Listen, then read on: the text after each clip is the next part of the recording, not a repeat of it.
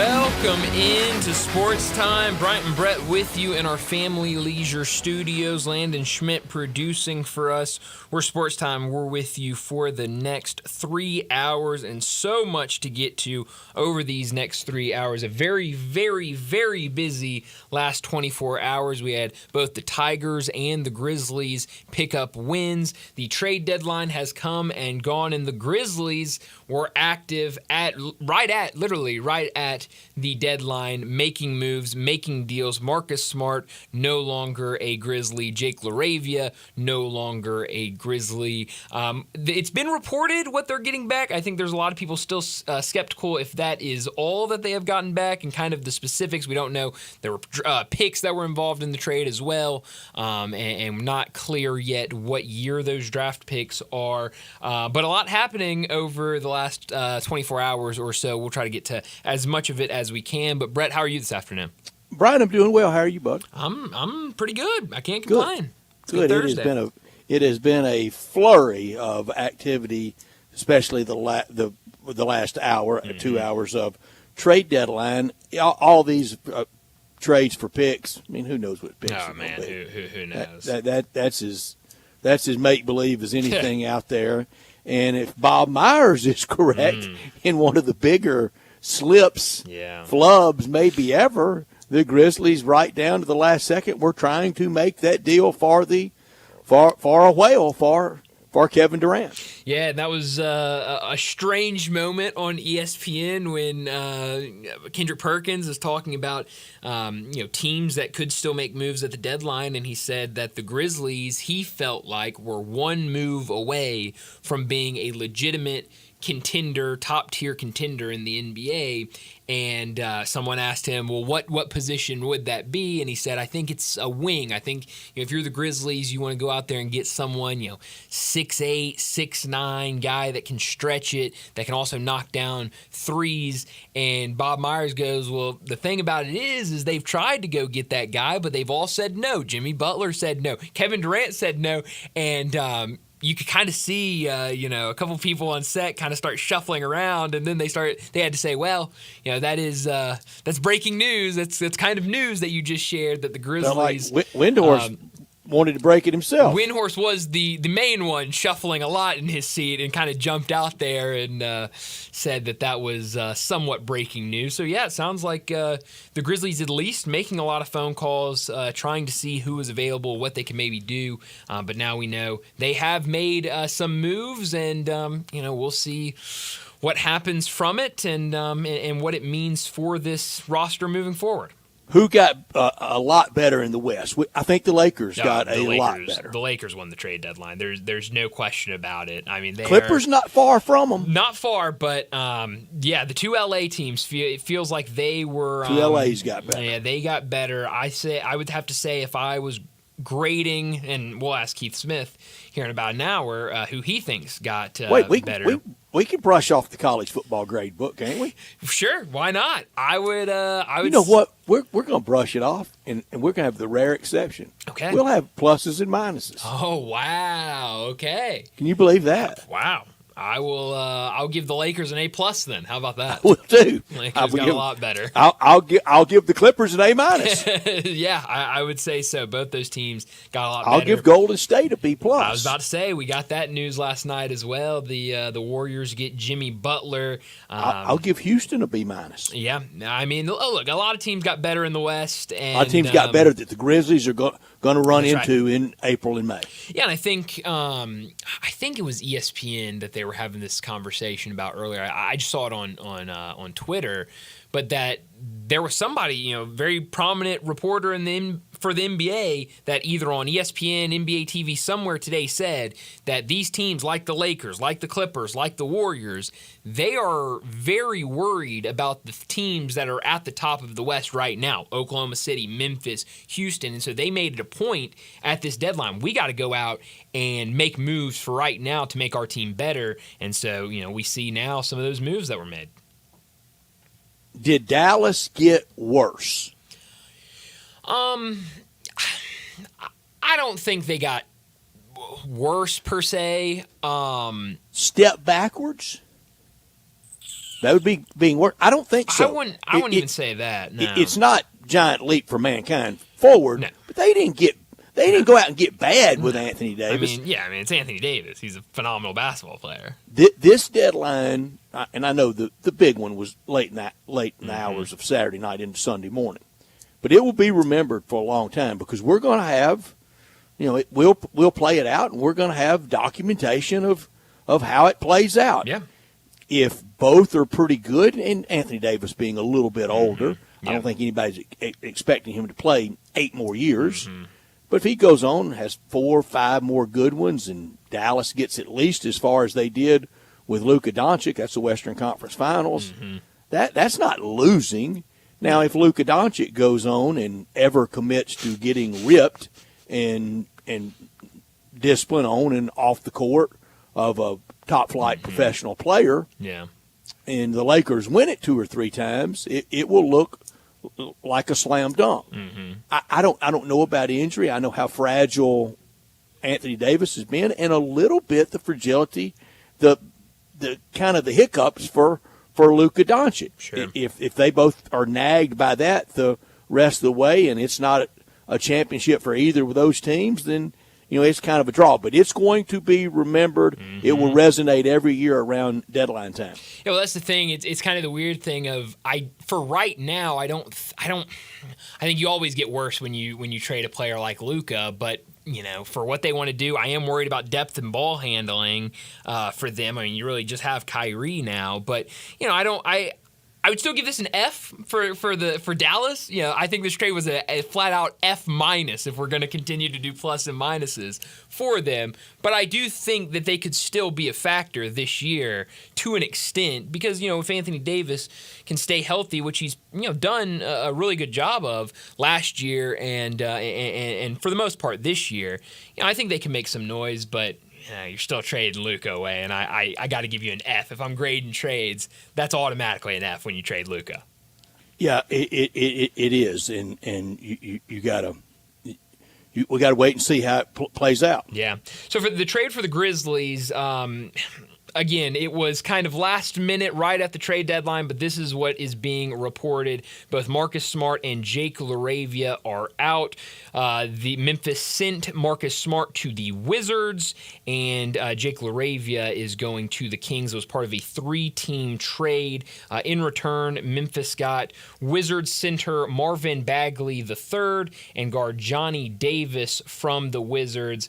They also got a few, I believe, at least it was originally reported that they also got a few second-round picks for Marcus Smart as well. So, I don't know how much any of these guys that they got back really affect them at all, but it is it's a trade, I guess.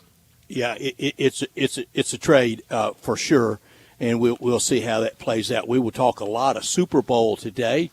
And we'll do that we'll go to New Orleans and visit with Doug Kazarian. He's there always with us every Thursday. He'll join us about 4:30 from onlyplayers.com. He's down on Radio Row doing a lot of work down there and everything Super Bowl with him. We'll also get a lot of picks from people, but when we visit with Keith Smith, it'll be a lot of NBA, and when we visit with Greg Gaston, as we always do, it'll be a lot of Tigers.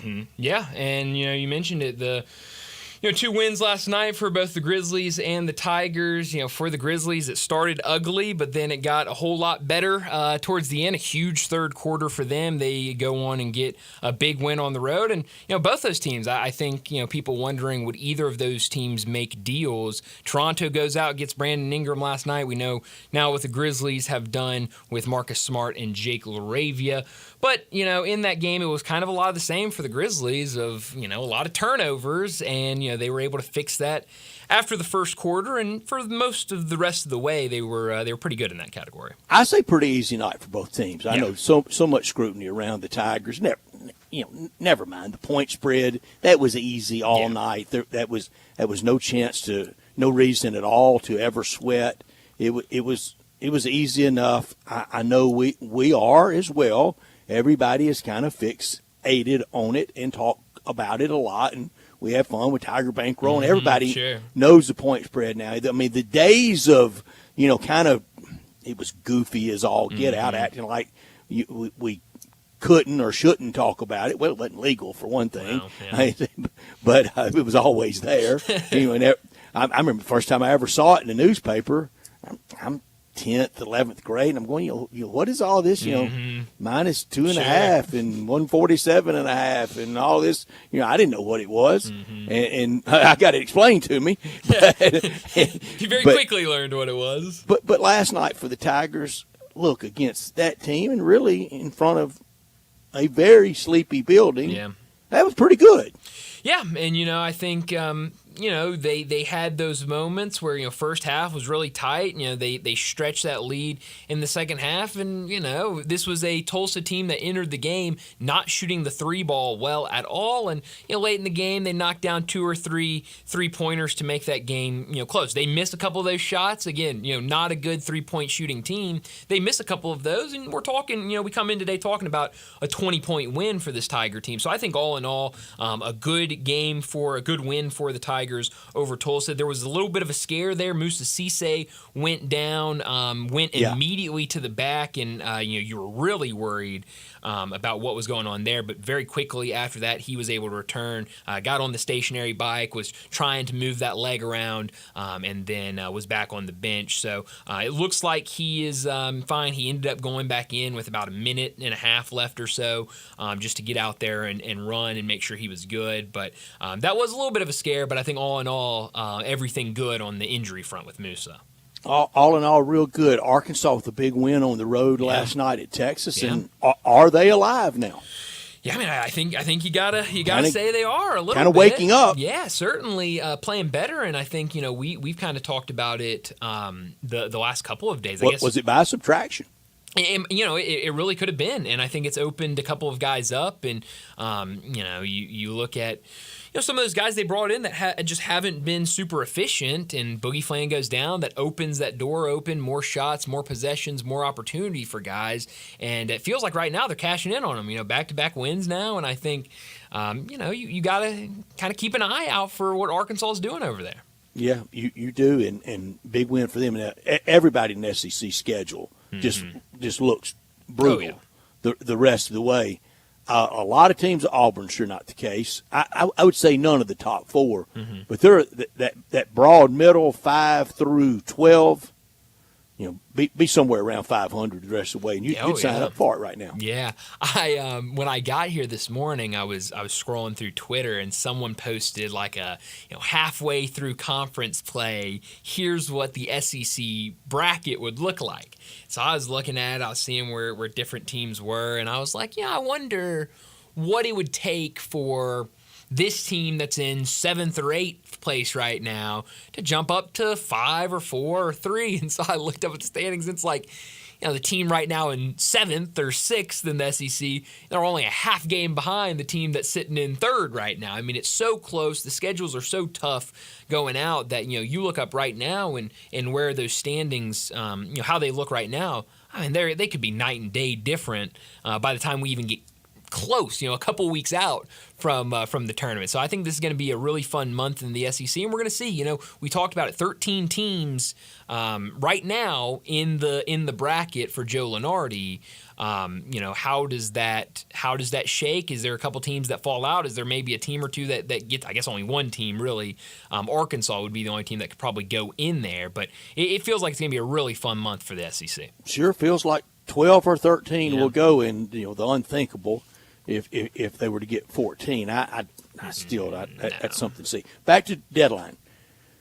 With the trade of Jake LaRavia, and I think the front office held on a long time trying to make LaRavia Roddy work. Oh, yeah.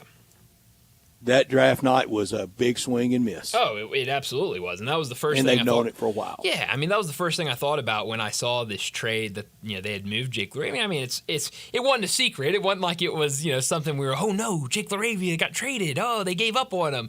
No, we knew. Shocked they've kept him this long. Yeah, I mean we knew that they were going to do this, but that was where they moved up. They made a trade to get 2 first-round picks. They go out there, they get Jake LaRavia, they get David Roddy. I think when those picks were made, there were a lot of people that are kind of scratching their heads and going, okay, I don't really know about those selections. And yeah, neither of them worked out. And now you look up just a couple years later and both are traded. Now, you say that first round was a complete bust. The second round was pretty good. Second round they go out there and get Vince Williams Jr. and he's been so far a pretty good addition to this roster. So definitely a little give and take there from draft night 2022.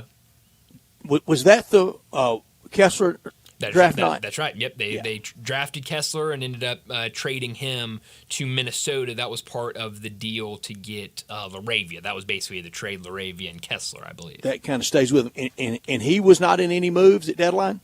Kessler?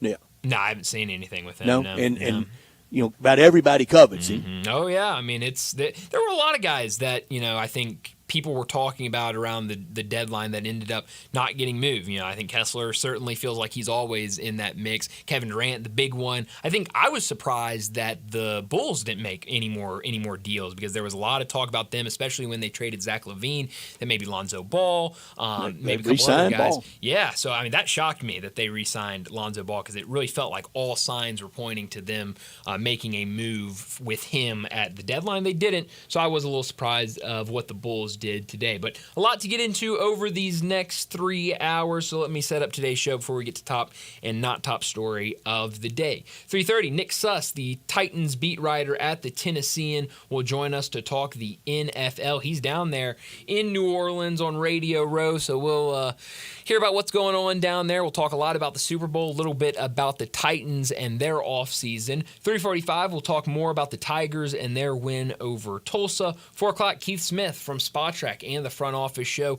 He'll join us to talk the NBA. A whole lot of trade deadline talk with Keith. I know he was live around the deadline on the Front Office Show talking about all these trades as they went down, so we'll get his reaction to all of the big trades. We'll get his reaction to what the Grizzlies did right at the deadline. 4:30, Doug Kazarian from OnlyPlayers.com in Vegas. He'll join us. We'll talk a lot of Super Bowl, get some picks from him. The game pick also, some prop picks from him, and we might get to a little bit of basketball with him as well. 4:45, we'll get to big number of the day. 5 o'clock, Greg Gaston will join us to talk Tigers. He was on the call last night for the game against Tulsa on ESPN+. We'll get his thoughts on that game as well at 5 o'clock. 5:30, we'll get to what's trending, and at 5:45, we'll wrap up today's show like we always do with Crunch Time. Let me remind you, we're in our Family Leisure Studios where family and fun come together. It's the preseason pool and patio sale going on right now at Family Leisure. Spring is just around the corner, and it's time to start thinking about your backyard entertainment. 2024 pricing on all above pools and patio furniture. Beat the rush and get in line for your pool installation right now. And also, while you're doing that, think about patio furniture. It's now up to 70% off to make room for the incoming inventory. Play gyms, trampolines, and outdoor kitchens, they're also on sale. Spas up to $3,000 off. And if you mention this ad, get a $250 gift card with a pool, spa, or patio furniture purchase. So make sure you get over there. Great deals over at Family Leisure, 2120 Witten Road, just north of I-40.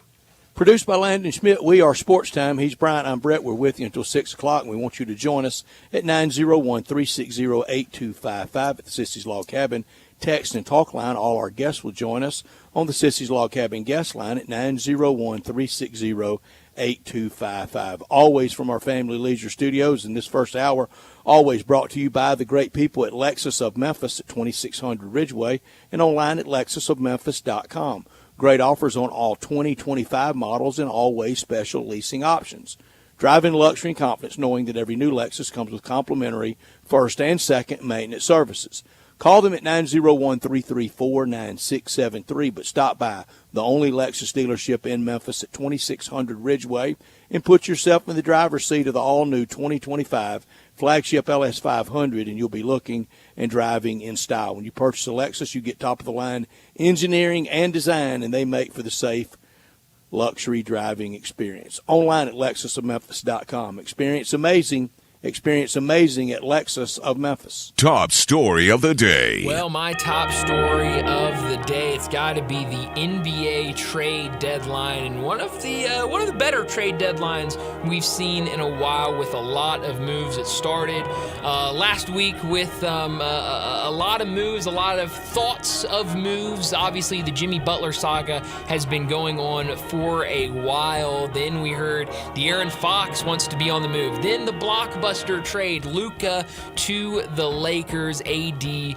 to Dallas. We end up learning De'Aaron Fox going to the Spurs, and it kind of all built up to last night and into today, where we saw some pretty big moves. Brandon Ingram gets traded to Toronto, which we talked about a little bit yesterday. It looked like that's the way it was going. It sounded like Toronto was in on Brandon Ingram as well as Atlanta. I guess I kind of understand Toronto. They've got Scotty Barnes, a really talented player. Emmanuel Quickley, can do some nice things. You add Brandon Ingram, maybe you're a factor in next year or a couple more years with that group. But an interesting trade there. Then we had the Warriors and the Heat. Finally, the Jimmy Butler saga has come to an end because they made the decision to trade him to Golden State. In return, they got Kyle Anderson, PJ Tucker, Andrew Wiggins, and a protected first-round pick. A couple other players were in there, but now we're learning that some of those trades couldn't happen, or they're changing. It was kind of a mess.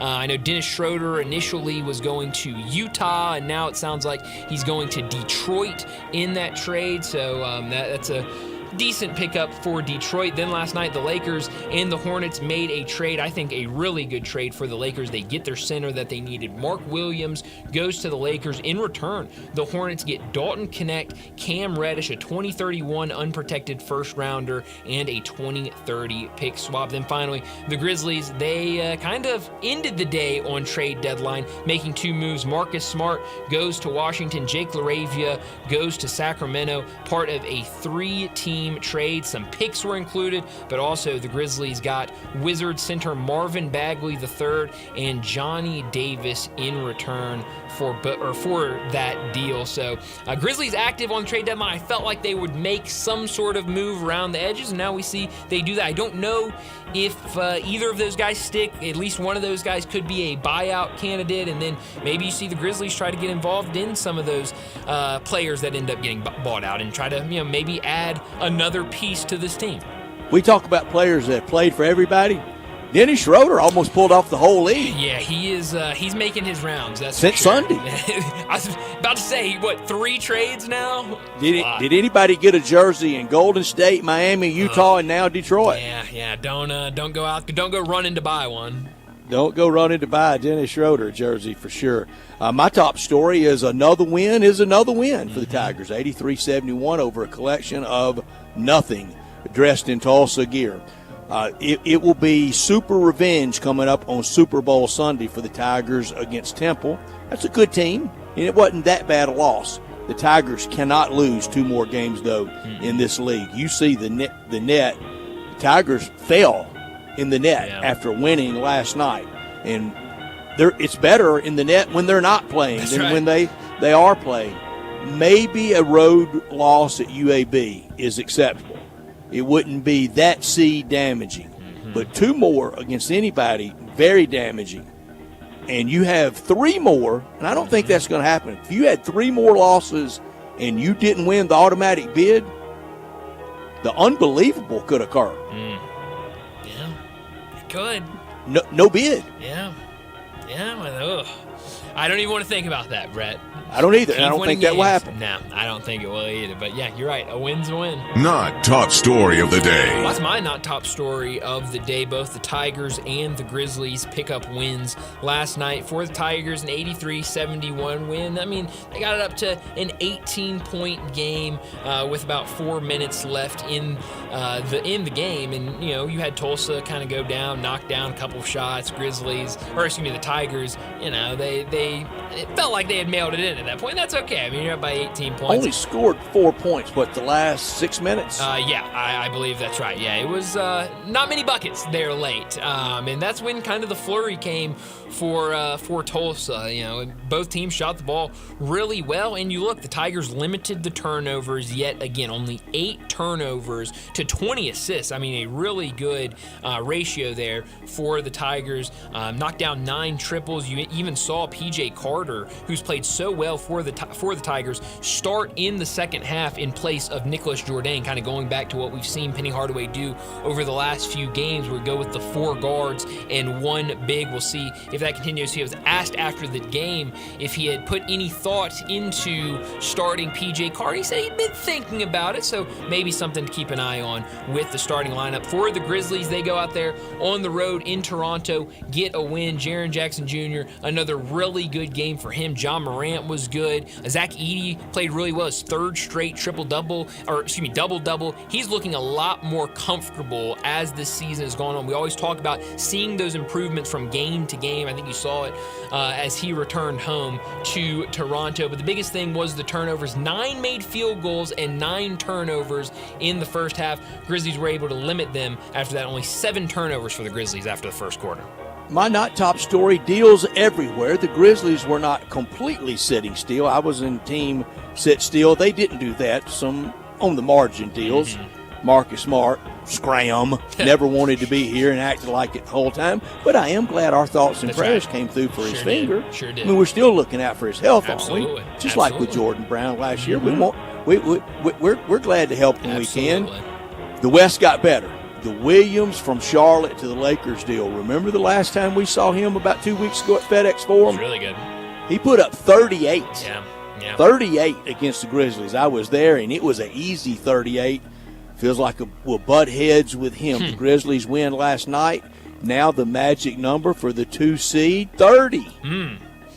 Grizzlies have enough to go deep in the playoffs. I like not, a big deal.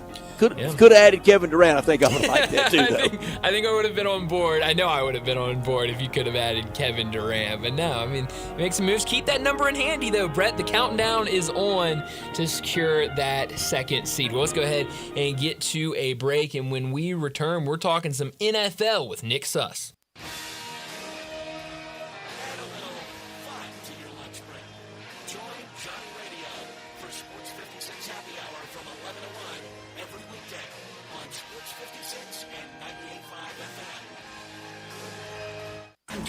Service director of Lexus in Memphis. Our service department wants to be more than just a place where you get your oil changed. We do glass repair, windshield replacement, recalibration of your camera and sonar systems, even wheel repair, tire replacement, all the things you would expect from a luxury automotive dealer. Please check out our website. You can schedule your appointment, check out our specials, hours of operation, or if you'd like to do it in person, please reach out to one of our associates at 901-271-5199. I'm so excited. I had a feeling you'd be excited. That doesn't even begin to describe how I feel about the new Central Barbecue location on Central. Well, technically, it's the same location. Same location, but a very different Central Barbecue on Central. I get what you're saying, but I don't want to confuse people. The new Central Barbecue location on Central is the same place as the old Central Barbecue on Central. But it's so much more. It's big, for one thing. It is a whole lot bigger. Well, I think it has to be. Because everybody in Memphis is going to be flocking to the new Central Barbecue location on Central. Where the old Central Barbecue on Central used to be.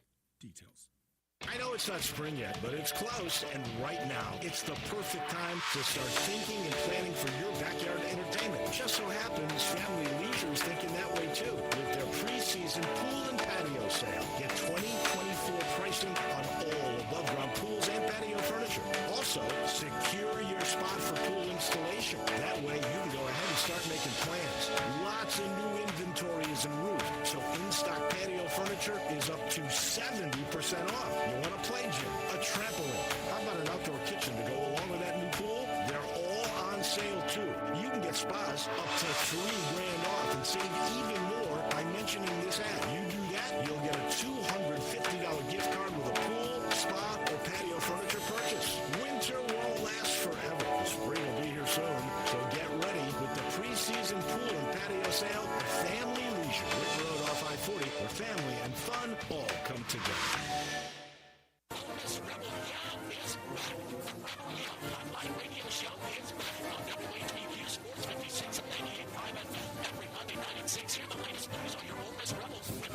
reporter with 24/7 Sports. Former Ole Miss defensive tackle Mike Fitzsimmons. Gordon Ford covering SEC sports flow. And former Ole Miss baseball announcer Gary Garvey. From kickoff early through to extra innings. Your Ole Miss sports on the Rebel Yell Hotline Show. Right here Monday night at 6 on Sports 56.5, 60 AM and 98.5 FM. Your Mid-South sports station. Now, back to Sports Time on Sports 56 and 95 FM. This hour is brought to you by Lexus Service. Here are your hosts, Brent Scott Sportsworthy and Brian Davis.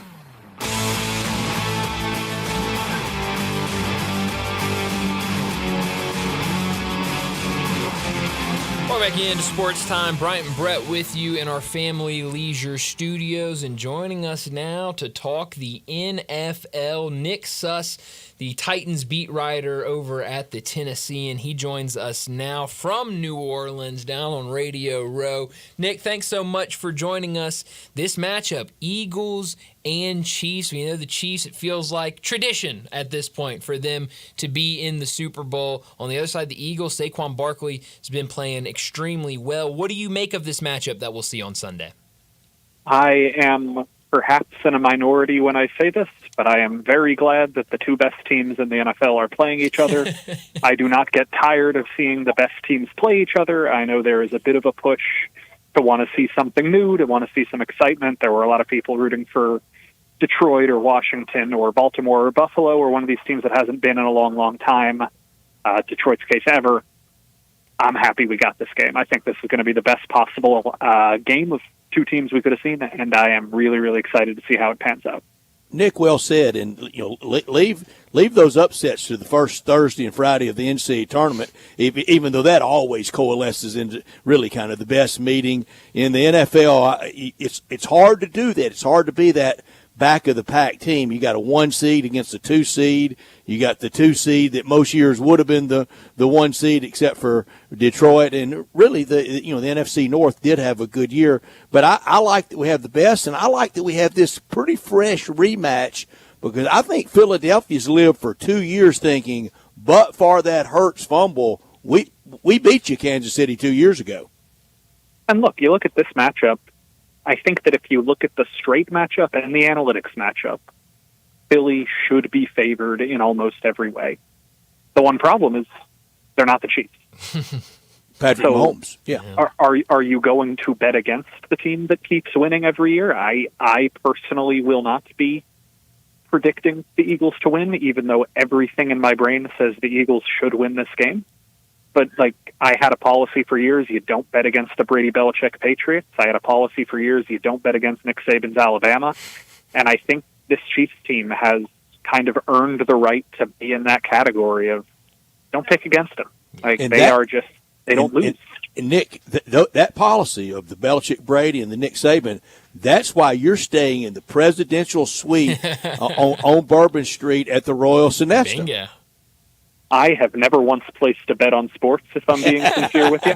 I make my predictions, and I understand that I'm wrong as often as I'm right. But look, when it comes to something like the Chiefs, that's a good credo.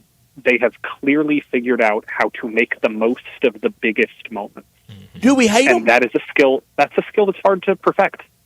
Do we hate the Chiefs? I don't. I don't either. I can't imagine. I don't relate to the idea of resenting greatness. If you want to say they're the villain, good. Every good story needs a villain. But I don't think they've done anything villainous other than just win.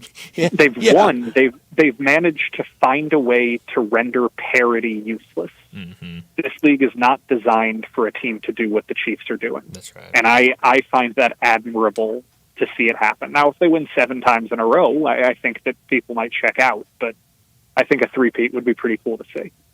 Nick, I'm so William. Brian and I talk about it all the time. This is the league that's made to produce a lot of different winners. Mm-hmm. And in this 21st century thing, the NFL has produced 13 different winners.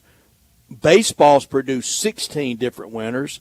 College football and college basketball both producing 13 different winners. Same as the NFL. It's made to churn them out. So after the New England dynasty, after the Kansas City dynasty, who could be next, or will this end the dynasties? I don't know. I think that the league is set up so that I'm going to use a strange metaphor here, but I watch Jeopardy every night. I'm a big Jeopardy fan. Love it. Yeah. And I have the theory that the reason you see runaway champions, the reason you see people winning 7, 8, 9 games in a row, has little to do with these people being smarter or more intelligent or more verbose than any of these people. It simply is buzzer timing is a skill. And if you play the game 5 times, you're going to get better at knowing when you should press the buzzer and get in before people. I think that this league is set up that if you play a bunch of playoff games, you have the advantage of knowing how to play in the playoffs, and other teams don't. Mm-hmm. And so the Chiefs have this runaway buzzer skill of they've played more playoff games than anybody. So they know how to handle themselves in these situations better than anybody. And when you see other teams crumble and when you see other teams struggle, the Chiefs are the team with the experience and the confidence to say we've done this before. And that's not always going to lead to success. Obviously, that means there would never be any parity, but I do think that dynasties are formed out of that forged experience. And the Chiefs have it, and unfortunately, nobody else has it to the extent that they do, so that's always going to be their advantage. Nick Suss, that is elite level comparison. I mean, you just went full Ken Jennings and drew it back to Andy Reid and Patrick Mahomes. That is great stuff. Well, thank you. So Jennings wasn't. He made it work though on that run he got on. Look, there are dozens of great Jeopardy players. Ken is the greatest of all time, and if you ever want to have me on a show for a half hour to talk about great Jeopardy players, I can. But if you want to stick to sports that people consider mainstream sports, we can do that. That's great. Oh, when you look at this Philadelphia team, I mean, last year at the end of the season, they were a mess. You know, they had lost however many of their last however many games. They were moving in the wrong direction. People saying Sirianni needs to be fired. Yeah, all the players pointing fingers at each other. It felt like we might be seeing the end of that era of the Eagles. They stick together. They get through the offseason. Now this year, they have been fantastic and now find themselves in the Super Bowl. Obviously, adding a guy the caliber of Saquon Barkley certainly helps. But what do you make of that, how bad last season ended, and now standing in the Super Bowl 1 year later? It's I'll call it red apples to yellow apples here. Mm-hmm. But look what just happened with Ohio State. Yeah. The situation is not all that dissimilar. When a team is underachieving, when a team with a talent advantage isn't going to the final point, sometimes you need one piece. Sometimes you need 2 pieces. And we saw it with Ohio State of how they figured it out on that run to the championship. And we're seeing it with the Eagles now after last year. I think that when you say, oh, this is a make or break year, I think sometimes we're conditioned to think that means, oh, it's going to break. But sometimes it can make. Sometimes you can make in a make or break year. Yeah. And the Eagles did that. Like, this is a team that, just look at their offense. You have an argument to be made that they have the best running back in football. You have an argument to be made that they have the best 1-2 punch of receivers in football. You have an argument to be made that they have both the best left tackle and best right tackle in football. You've got a top 5 tight end. You've got probably a top 10 to 12 quarterback. They're just loaded. They just have a lot of talent. And I hate to make it all reductive. I hate to bring it just to purely, oh, they're winning, they've got the best players. But that doesn't hurt. Yeah, sure having the most star power. And that was just the offense. We're not talking about the defense with all of the first-round picks they've acquired on that side of the ball and the way they've developed those guys and the way that Vic Fangio has them playing. That is a good group. The Eagles are where they are because coach is coach, and I'm not diminishing the value of coaching.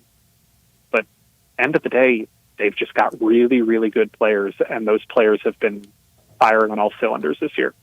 For the team that you cover for the Tennessee and the Tennessee Titans, for them to make the climb back into anything resembling relevance, would you rather have a more of a figure like a Howie Roseman with the Eagles or a Nick Sirianni, front office or coach?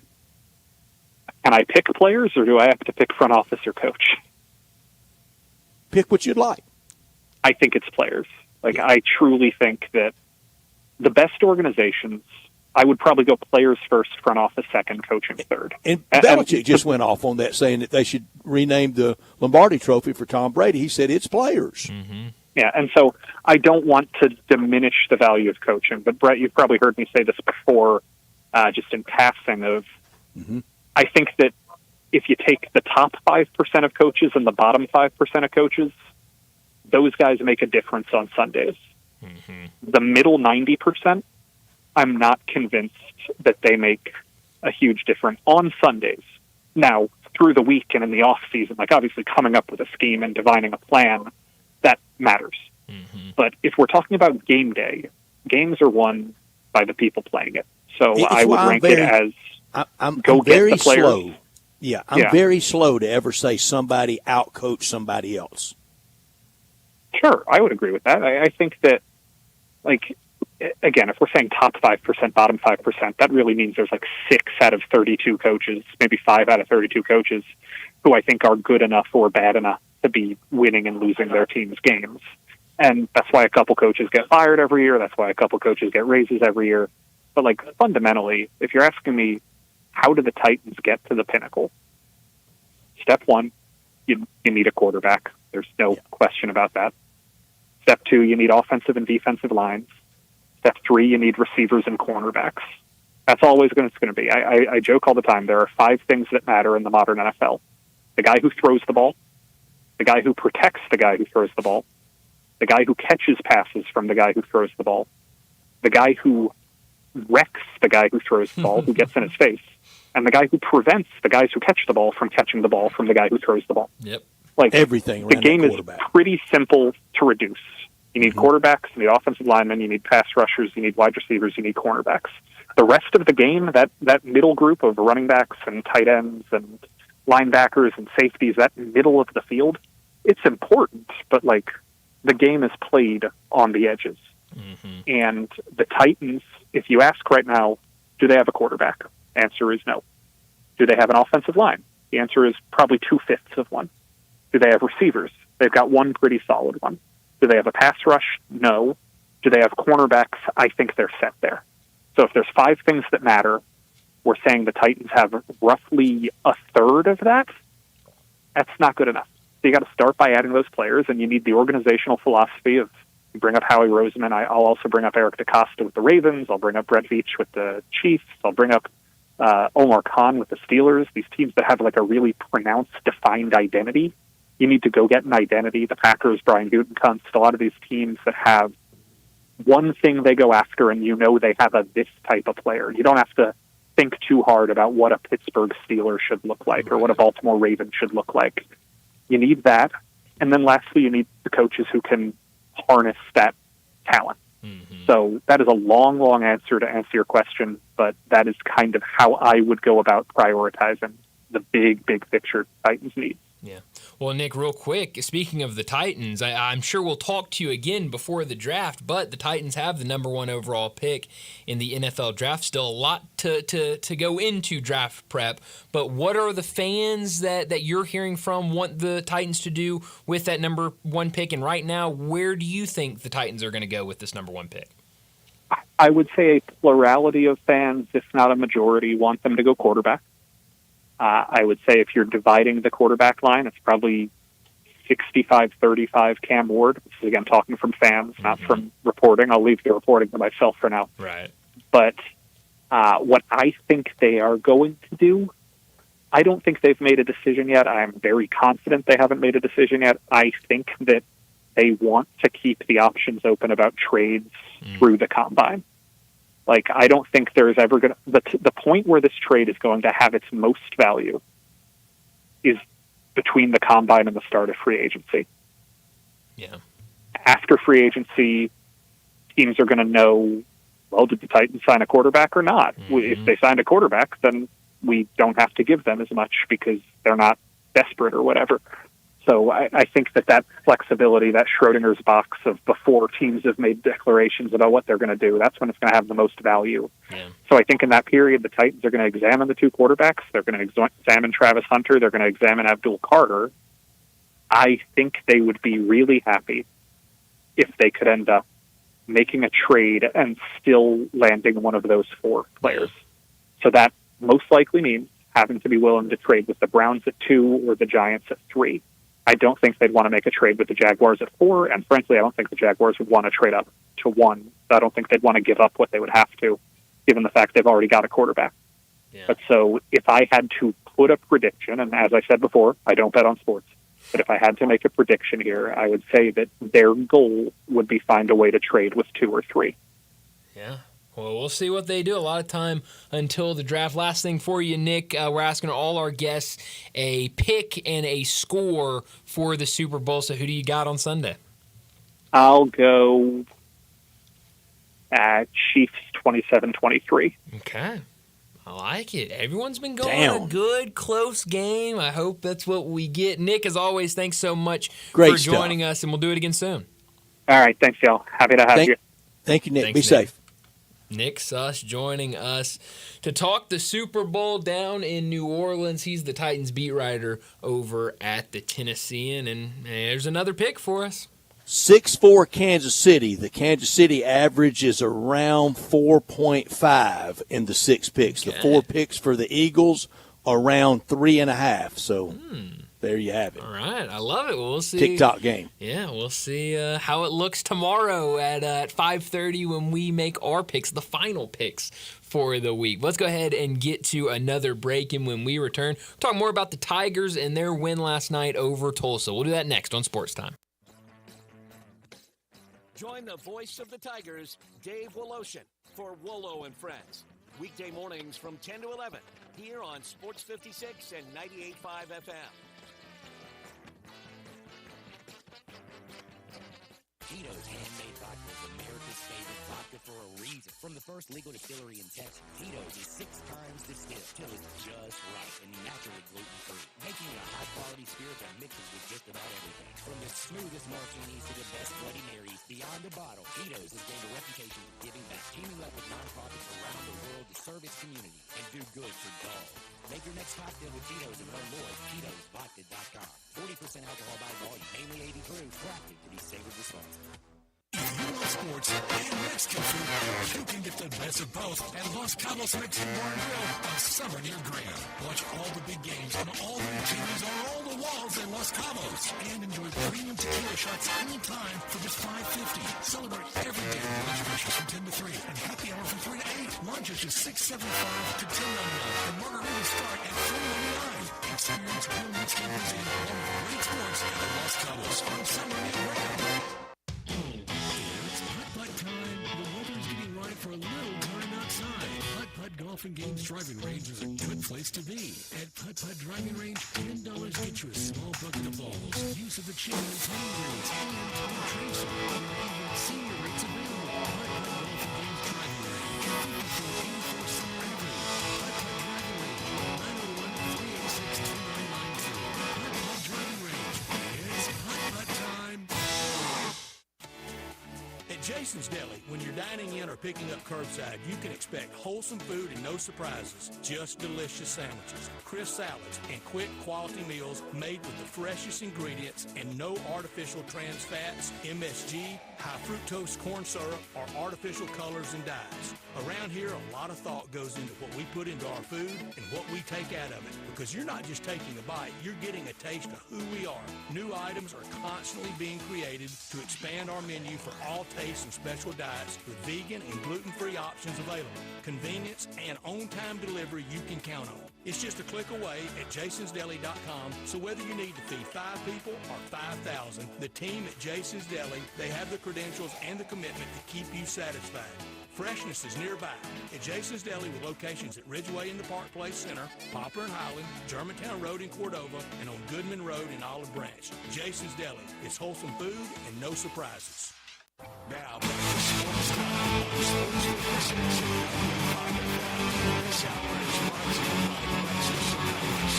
Here are your hosts, Star Sports Movie and Brian Davis.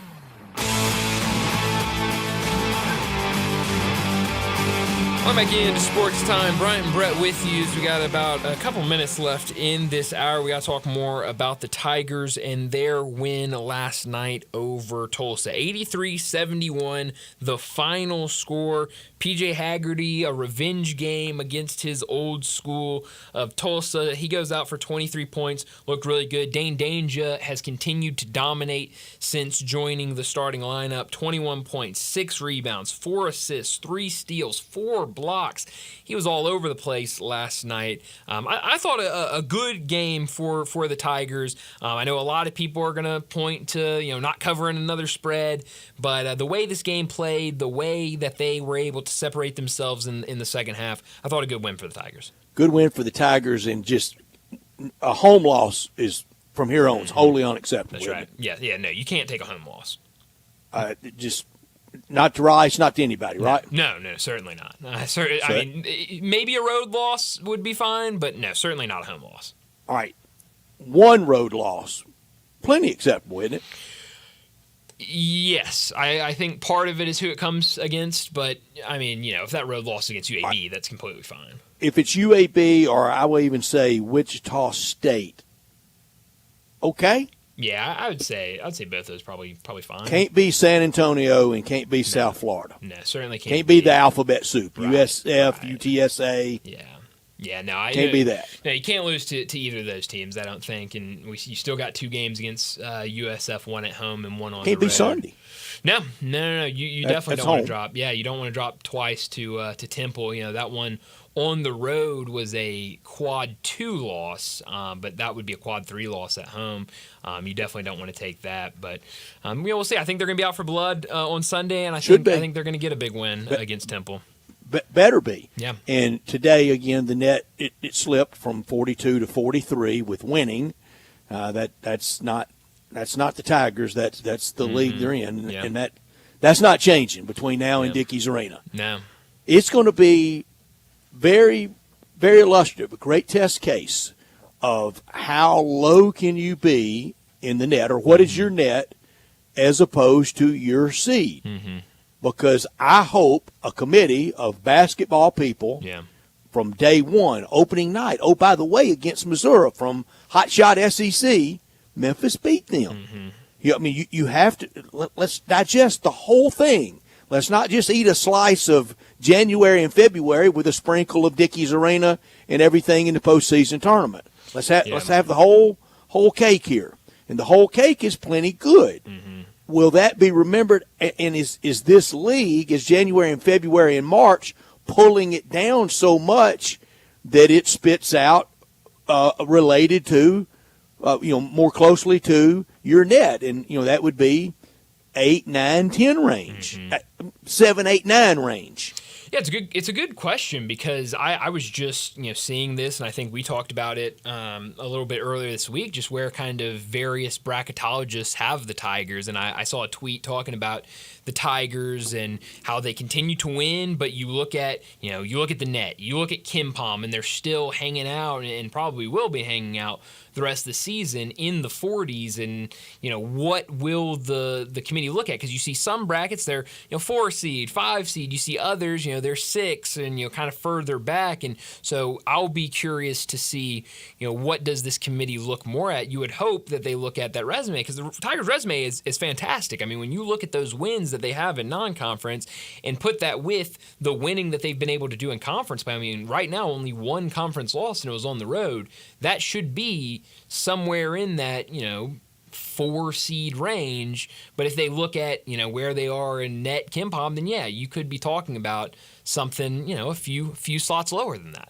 I know I saw a Jason Munns tweet. He was live tweeting from the coaches show on Monday night, and a great question from Jeff Brightwell about future scheduling.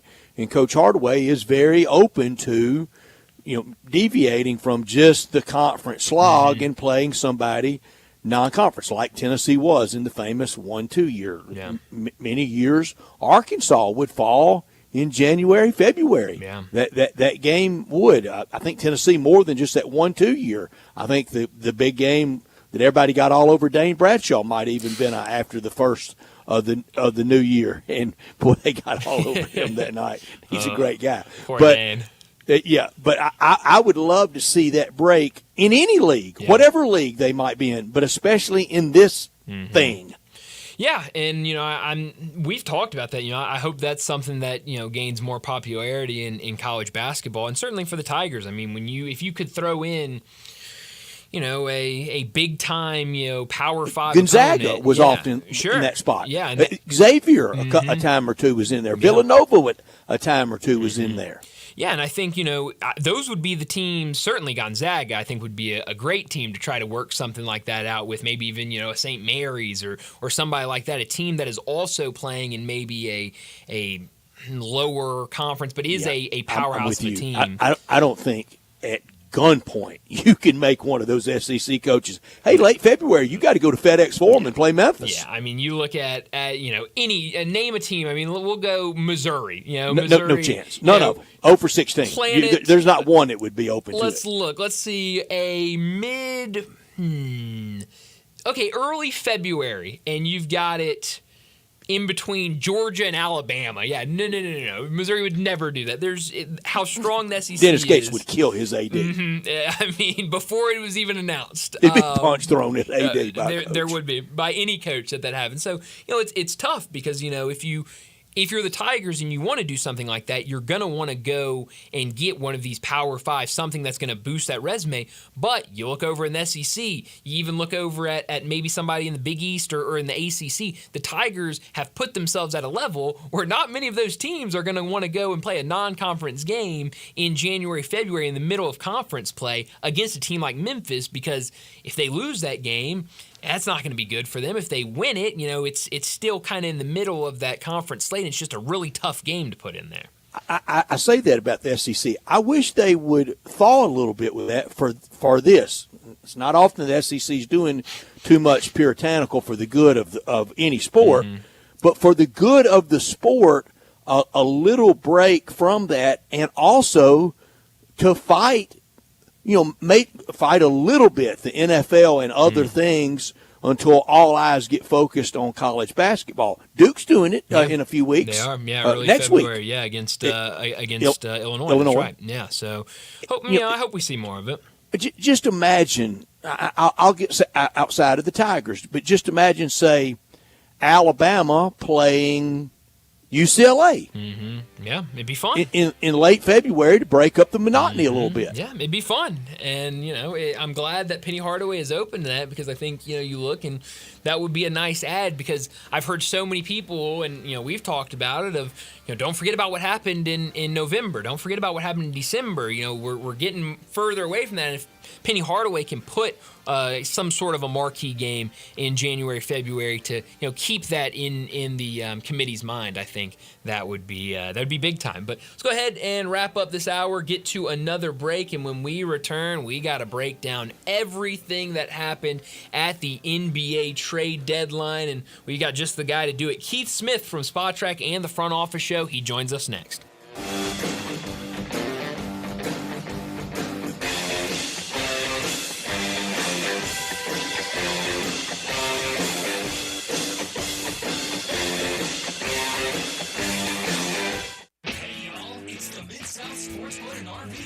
February 14th to the 16th at the Agri Center. Come buy your new boat and make some memories at the lake this summer with family and friends. Premier dealers showcasing the newest steamboats, pontoons, fishing boats with huge show specials. Enter for your chance to win daily door prizes. It's all at the Mid-South Sports Boat and RV Show, February 14th to the 16th. For more info, go to MemphisBoatShow.com. That's MemphisBoatShow.com. Must qualify for enrollment. Results may vary. We all hear the radio ads about the IRS. They tell you to be afraid, to be scared, and they try to frighten you into calling. I'm not here to do that. Tax Relief Advocates is different. TRA is here to tell you that if you owe money to the IRS, whether it's $5,000, $50,000, or $500,000, we have a solution. It doesn't matter if you're sitting in your car, at work, or with your kids. No matter where you are, call now. Call now. 800-575-8924. Don't lose hope. TRA can eliminate or reduce what you owe to the IRS. Generous programs are now available that can give you a fresh start. Our passion is taxes and helping individuals fix their IRS problems. We have over 1,000 5-star reviews on Google and an A+ with the Better Business Bureau. You don't need to be afraid of the IRS any longer. End your tax nightmare today by visiting us online at TRA.com or call 800-575-8924. That's 800-575-8924. Tax Relief Advocates. Real solutions for real people. You get the best of Memphis for lunch and dinner at Elwood Shack. Choose from house pastrami, corned beef, smoked turkey, roast beef, roast pork, beef brisket, and pulled shoulders, all made in-house.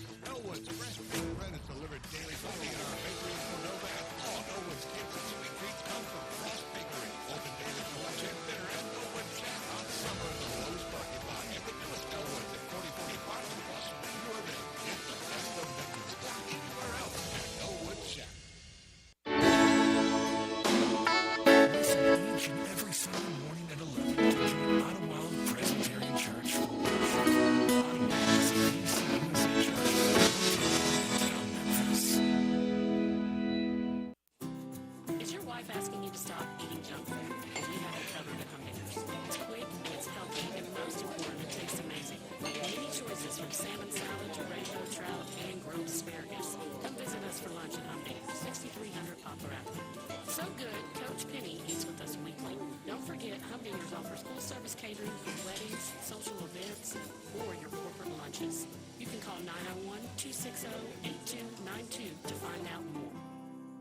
This is Original Sports Station. We are Sports 56, WHBQ Memphis, and W253DF Memphis.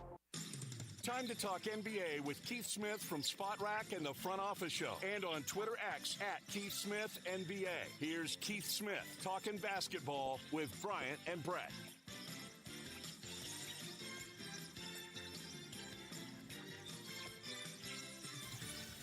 Keith Smith joins us now from Spot Track and the Front Office Show to talk the NBA, and plenty to get to with everything that has happened this week with the trade deadline. But Keith, let's start with the Grizzlies. They made a move at the last minute of the deadline. They sent Marcus Smart to Washington, Jake LaRavia to the Kings. First-round pick also involved, I believe, going to Washington, part of a 3-deal trade with the Wizards and the Kings. In return, the Grizzlies got Marvin Bagley III and Johnny Davis. What do you make of this move for the Grizzlies? And I've seen a lot of people wondering how long both these guys, Marvin Bagley III and Johnny Davis, will be a part of this roster. What do you make of this trade?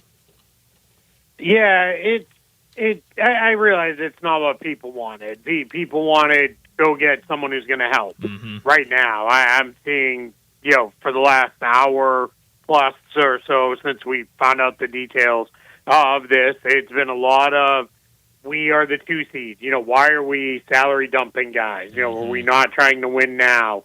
Can we not contend with the Thunder in the conference and all that? And I think I get it. I do get that. I understand that angst. But I think what's important to note is the players that were traded, Marcus Smart was moving out salary without a lot of loss in production because he just hasn't been available for the Grizzlies for very, very many games at all over his time in Memphis. So that part you're not necessarily losing out on directly. Then I think with LaRavia, sure, you're losing some production, but as the team's gotten healthier, he has played less, and I think they feel they can fill.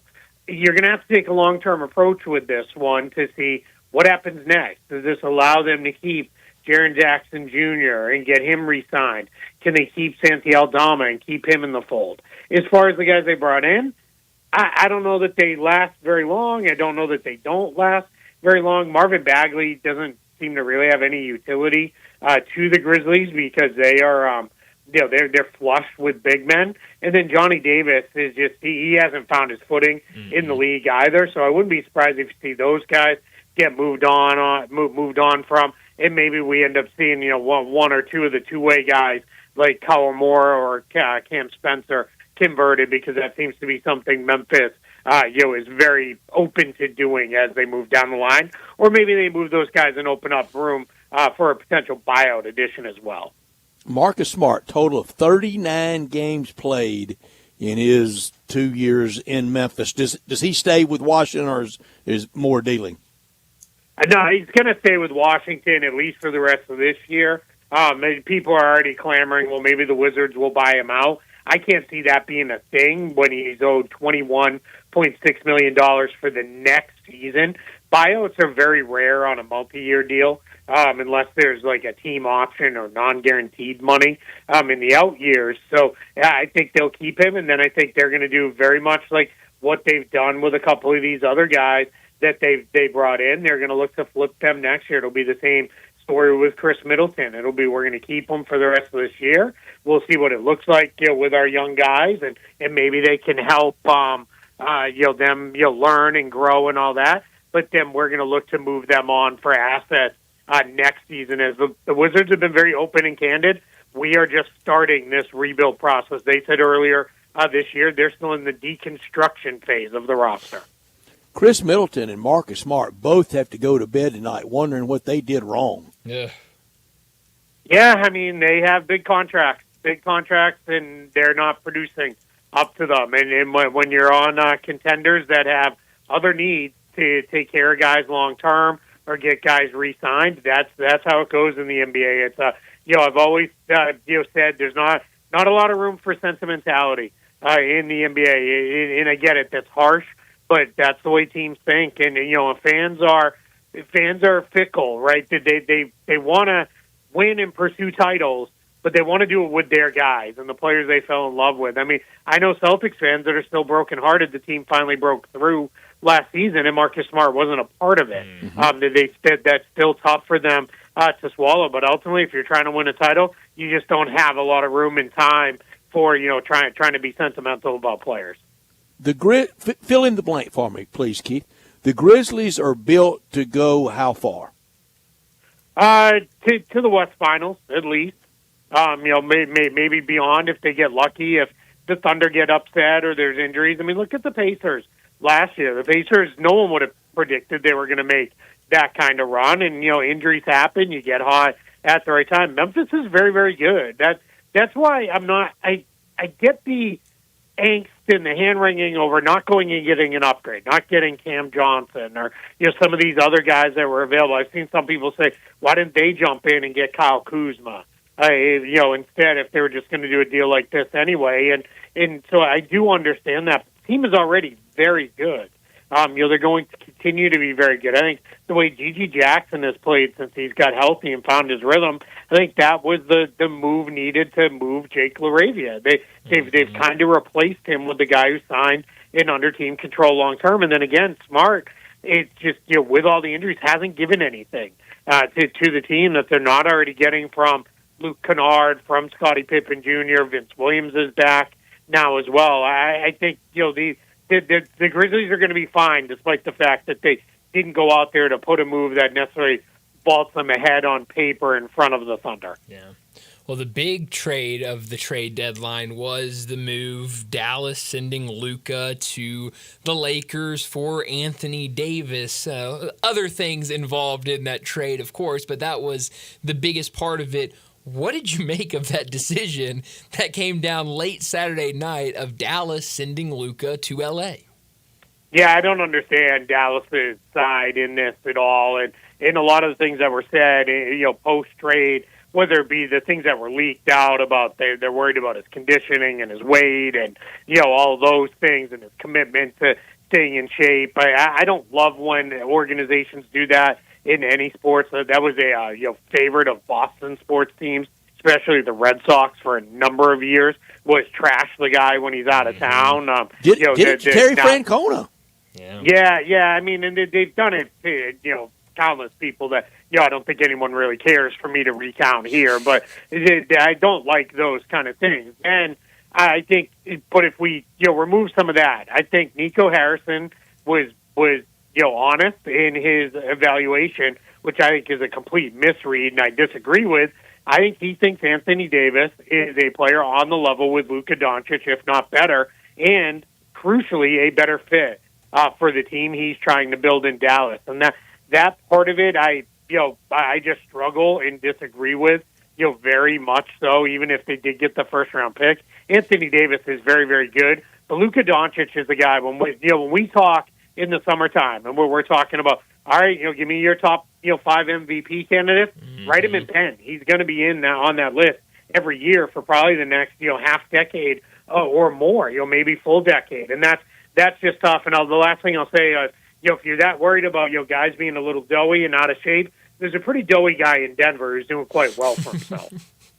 Great point. It's a great point. Well, then on top of that, I mean, after that move happened, everyone was saying, okay, now you need a center. And last night they go out, bring in Mark Williams from Charlotte. It sounds like, from what I've read and what I've seen, is that they went and kind of had conversations, and that Luka, they either knew or talked to Luka, and he said he kind of likes a center that can, is more mobile, is high flying, plays above the rim. And so they identified as Mark Williams as that guy, went out and got him. With those two moves, what does that mean for the Lakers the rest of the year? I saw on sports books, they now have the third best odds to win the West. What does this do for them? Yeah, Lakers odds are just always a little ridiculous because they know Laker fans will flood to voting on them. I mean, there were years when we all knew they weren't even going to be anywhere near the playoffs, and they're checking in with like the fourth best lottery odds and stupid nonsense like that. But toward your question about their additions, 100%. They talked to Luka and said, all right, what kind of center do you work best with? And they're very in the mindset of give me an athletic lob catching big who can do stuff, and that's what Mark Williams is for them. Now, talk about injuries. This guy has been nothing but banged up since he started, but the good news is all of his injuries are separate things, and none of them seem to be chronic type injuries. So I think we're in a place where, all right, that kind of is, all right, if he's past that, you can go. He's not a great defender, but he's not a bad one. I think he'll be better on a team that has something to play for. I don't know if you guys caught it in their last game, where I believe it was against the Wizards, at their halftime show, went on a complete tirade about Mark Williams is just out there jogging up and down the court. He's not playing hard. That's obviously not going to fly. LeBron's not going to let him get away with it. Luka's not going to let him get away with it, and neither are the Laker fans. So they're going to get the best version of Mark Williams. My question is, for Dalton Knecht, a first-round pick and a pick swap, boy, that's an awful lot to give up. I would have maybe seen if there was a slightly cheaper option, acquisition-wise, that they could have done, but that was the move they made, and now they're moving forward with that group. Yeah, I'm sure for Mark Williams, it will be, in terms of effort, will be a lot different playing for the Lakers instead of Charlotte. But I love that move for the Lakers. Jimmy Butler finally gets out of Miami. The Warriors make the trade to get him last night. We know the reports going around earlier this week that Golden State was calling everybody, asking them about their stars, trying to bring in another star for kind of what feels like this last ride with this Golden State era. They get Jimmy Butler. What does that mean for Golden State? Yeah, I mean, they're hoping it means they're going to push forward now into being a playoff team because you have to at this point. They are in a spot where, though, it's going to be a battle for them. The West has kind of put itself into tiers here. You have the Thunder; they've run away; they're on a tier of their own. Then you have the Grizzlies, Rockets, Nuggets, and I'll put the Lakers in there because they've played well enough recently that they're all kind of collected in that 2 through 5 window. And then you've got everybody else, the Clippers, the Timberwolves, the Mavericks, the Kings, the Suns, the Warriors. You win a game, you lose a game, you have a good week, you have a bad week, and you could move 4 spots in the standings. Dallas was, I think they were 11th the other day. They didn't even win a single game. A couple other teams lose, and now they're 8th. Like, that's just how tight it is. And we'll put the Spurs in there as well. They're battling and fighting, and I don't think the Trailblazers are going to continue this, but who the heck knows? I don't know where this 5-game win streak has come from in Portland. But if you're the Warriors, now you're in that mix, and you got to play better, and you need more on-ball creation. You needed another guy who could come in. You get Jimmy Butler, but boy, they tapped a lot of their depth to do that. They're in a little bit of a weird spot depth-wise now, and it's going to probably be a little bit bumpy to fit Butler in with Green and Curry. Their spacing isn't great. but they're going to compete in that mix with the rest of those teams I mentioned. Keith, you mentioned sentimentality and the lack of it by teams, and that's just the way of the world. In Los Angeles, would Anthony Davis have any case of being wronged? It's a good question.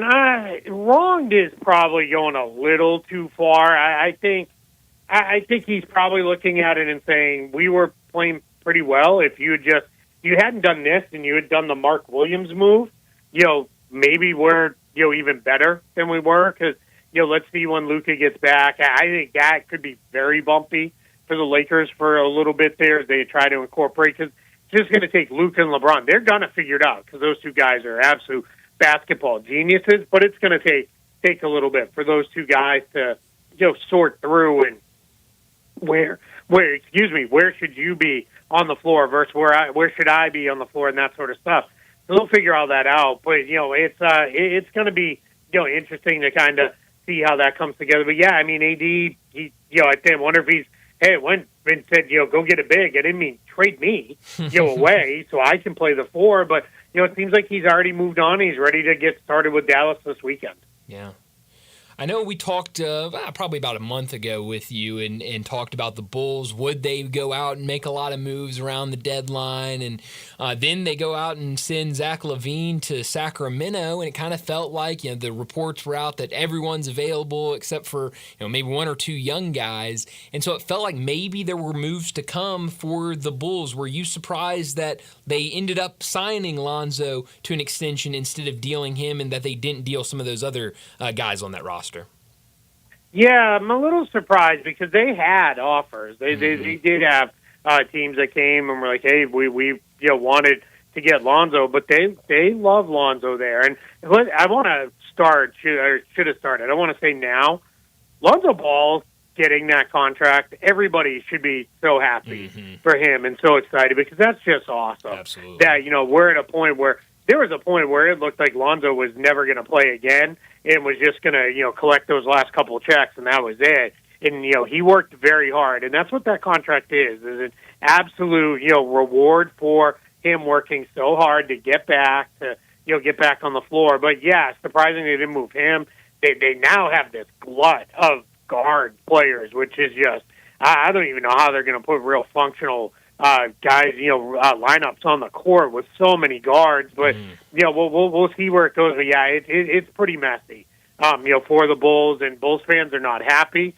They did not like the answers at all that they got from Arturas Karnisovas in the post deadline presser today. He was very kind of almost smug with not wanting to answer questions and the like from folks. So that's a major issue. Yeah, interesting. Talking to Keith Smith, he joins us every week to talk the NBA from Spot Track and the Front Office Show. So we talked about the bigger deals at the deadline, certainly what the Grizzlies did. What were some other trades that jumped out to you when you saw them?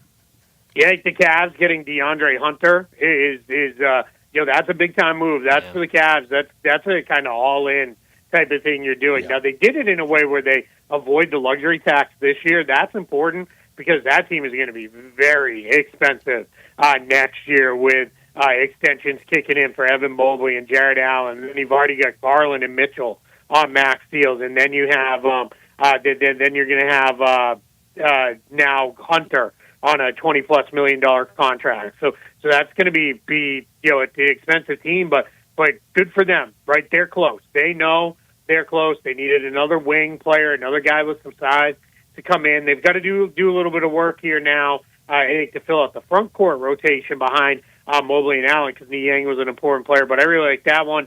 And then the Toronto Raptors took a very interesting swing where getting Brandon Ingram's not a move for this year at all. I think the Raptors know, hey, we don't even know when Brandon Ingram's going to play. But this is a pre-agency move. We couldn't sign Brandon Ingram. He's not going to come here of his own doing, but now we got him. We can get him either extended or re-sign him as a free agent, put him in with Scotty Barnes and RJ Barrett and Emmanuel Quickley and Jakob Poeltl. Never looking at it and saying, we're a playoff team next year in the Eastern Conference. That's good enough around whatever else we could do. So I think that's a really interesting move as well. Keith, over 2 weeks in a 7-game series, Who do you think would shoot the ball better? Who do you think going into that shoots the ball better from outside, Oklahoma City or the Grizzlies? That's a good question. I think I would trust the Grizzlies shooters a little bit more to get there. I don't know that either one's going to shoot it all that well. I think that probably turns into a little bit more of a rock fight. But the Grizzlies have a couple guys that I really like. The way they shoot it. Luke Kennard is one of the best shooters in the league. Jalen Wells is a good shooter. Jaren Jackson Jr. is a good shooter for a big guy. Let's see. You could maybe work John Conchar in there, and then obviously Desmond Bain as well as a good shooter with Oklahoma City. It kind of waxes and wanes for them a little bit. That's when things get sideways for the Thunder, is when teams can kind of close off Shai Gilgeous-Alexander to the best you can. Nobody really does that, super well. And then that puts it all on Jalen Williams. That's the one thing I'm hearing a lot of folks come out of this with, is the Thunder didn't do anything as far as on-ball creation goes. It's still Gilgeous-Alexander, Williams, and then hope for the best. And that's going to be tough, when they meet some of the better defensive teams in a playoff series. Mm-hmm. Speaking of the Thunder, it looks like Chet Holmgren will make his return to action Friday night. A lot of Grizzly fans have been talking about won't he play Saturday night. Probably unlikely playing a back-to-back, just coming back from injury. But this team, Chet, top, 3? I guess you can argue about him and Jalen Williams of, maybe second best player on that team. Chet's been out for so long, and this Thunder team has been so dominant. Now he comes back. How good can this Thunder team be with him back in the fold? Yeah, I jokingly said when the news broke that he was going to play this weekend that's the best trade deadline acquisition in the entire thing. Yeah. And I'm being facetious. That's Luka Doncic. Let's not be stupid. Even though I'm joking around, but that's a great pickup. Or a great get back. I guess I shouldn't say pickup. That's really good for the Thunder. He's awesome. He is really good. Gives them a lot more lineup versatility now. They can go double big against certain teams with him and Hartenstein together. You could get now, you're back to your 5-0 offense that they really want to play with Holmgren there. Holmgren against other bigs has a little bit of juice that he could do a couple things, on the ball and kind of move around. But yeah, that is massive for the Thunder to have him back in the fold. Yeah, huge pickup for them, or I guess get back, like you said, for them. Keith, before we let you go, it is Super Bowl week, and you know how it goes. You've been with us long enough. We got to get a pick from you for the game on Sunday and also a score prediction. Yes, you can't pick that the earth opens up and swallows both teams whole, and we get something different. I am not excited about the Super Bowl very much at all, but give me Kansas City 30-24. It just feels like they all they do is win, when it needs to be done. So, I am rooting for the Eagles. I guess if as much as I'm tacitly putting that behind them, but yeah, give me KC 30-24. Down. Yeah, we've got it. Well, Keith, as always, thanks so much for joining us, and we'll talk to you again next week. I appreciate it. Thanks so much for having me. Thanks, Keith. Thank you, Keith. So now it's 7-4 for the big game for the Super Bowl. We're talking about in a competitive range. We can say Super Bowl. That's right. We won't have the big heavy hand of the Stasi of the NFL over on us for that. We're talking about competitive. 30-24. Keith says Kansas City.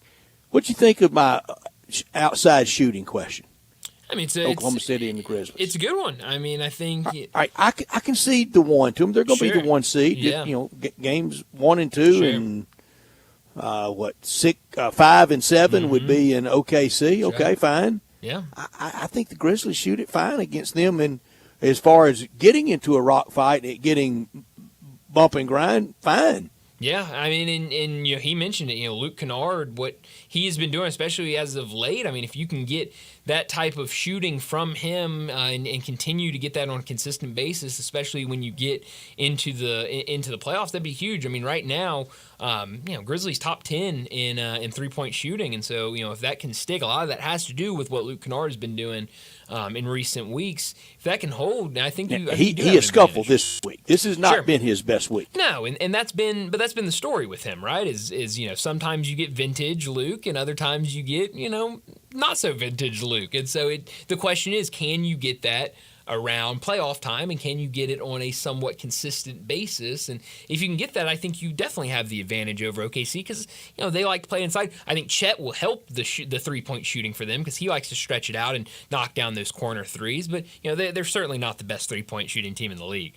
Barring injury, Grizzlies set up for really fun April, May. Yeah. I mean, you look at where they're at right now in the standings, and they just keep on winning, and so it's been really fun. I mentioned it with Keith, kind of talking about the Lakers. I look to see. Now that the Lakers have made all these moves, where do they sit? And I do not know where they were before the Luka Doncic move. But right now, the NBA Western Conference winner, OKC, has the best odds at plus 110 to win the West. The Nuggets have the second best odds at plus 650. The Lakers have the third best odds at plus 750. And the Grizzlies, the fourth best odds at plus 1200. Well, the teams between Oklahoma City and Memphis at 2 and 3, they got a lot of great teams to go through. They do, and they're behind a lot of teams right now. And I think the Nuggets is probably more just you've seen them do it, and they have the best player in basketball on their team, and you've got to feel pretty good having him on your side, and then. I think the Lakers, with what they've done, picking guys up, if they can make some ground, they scare me in terms of a playoff team. Denver, the Lakers will have to butt heads. That's right. Yeah. If it ended right now, but the Lakers scare me. I do not want to face the Lakers in the playoffs. If it ended right now, we know one of them won't make it to May basketball. That's right. Yeah. So. Lot of game. I mean, it's getting fewer and fewer as the days pass on. But those will be two teams to watch and see how do they move, how do they finish the season, and where are they set up for the playoffs. It feels like the full collapse could start in Phoenix. Yeah, and I saw, I think Ramona Shelburne, on ESPN either today or yesterday, saying that there's the locker room is toxic right now for Phoenix, and that is surprising hearing that and then seeing them not make any major moves. Obviously, Bradley Beal, they couldn't make any moves. He has the no trade clause, but Kevin Durant, it sounded like a lot of smoke around him being moved, and so I was a little surprised that they didn't make as many moves as they did. Really only one move. It could be some members of the Suns get to All-Star game break and they'll return only in body. Yeah, I mean, right now it could be checkout. It really could be. And you look at them, I mean, they are the last team in the play-in. You've got the Warriors behind them. You got to imagine the Warriors think they're getting better and can make a run to try to get in there. Sacramento right in front of them, Dallas right in front of that. I mean, who if you're Phoenix and you kind of have a little bit of that checkout factor, if it is a toxic locker room, how many of those teams are you going to be able to get in front of? So yeah, those are definitely three teams to keep an eye on as we get closer to the playoffs. Always a good level of toxicity around Kevin Durant, isn't it? Yeah, a little bit. And, he certainly, it sounds like, has it in Phoenix. But which also makes me wonder why he didn't want to be moved somewhere. I mean, because Phoenix, New Jersey, Oklahoma State, Oklahoma. I mean, it always is. It feels like it, but I don't know. I have a lot of questions for Phoenix and what they did at this deadline. But I think, and remember at Texas, he won NCAA tournament game. Yeah, that's right. I think he's going to be he will not be a Sun next year. He will be on another team a year from now. But I am a little surprised that he did not get moved before the deadline. Let's go ahead and get to another break. And when we return, we got to talk some wagering. Doug Kazarian from OnlyPlayers.com in Vegas. He joins us next.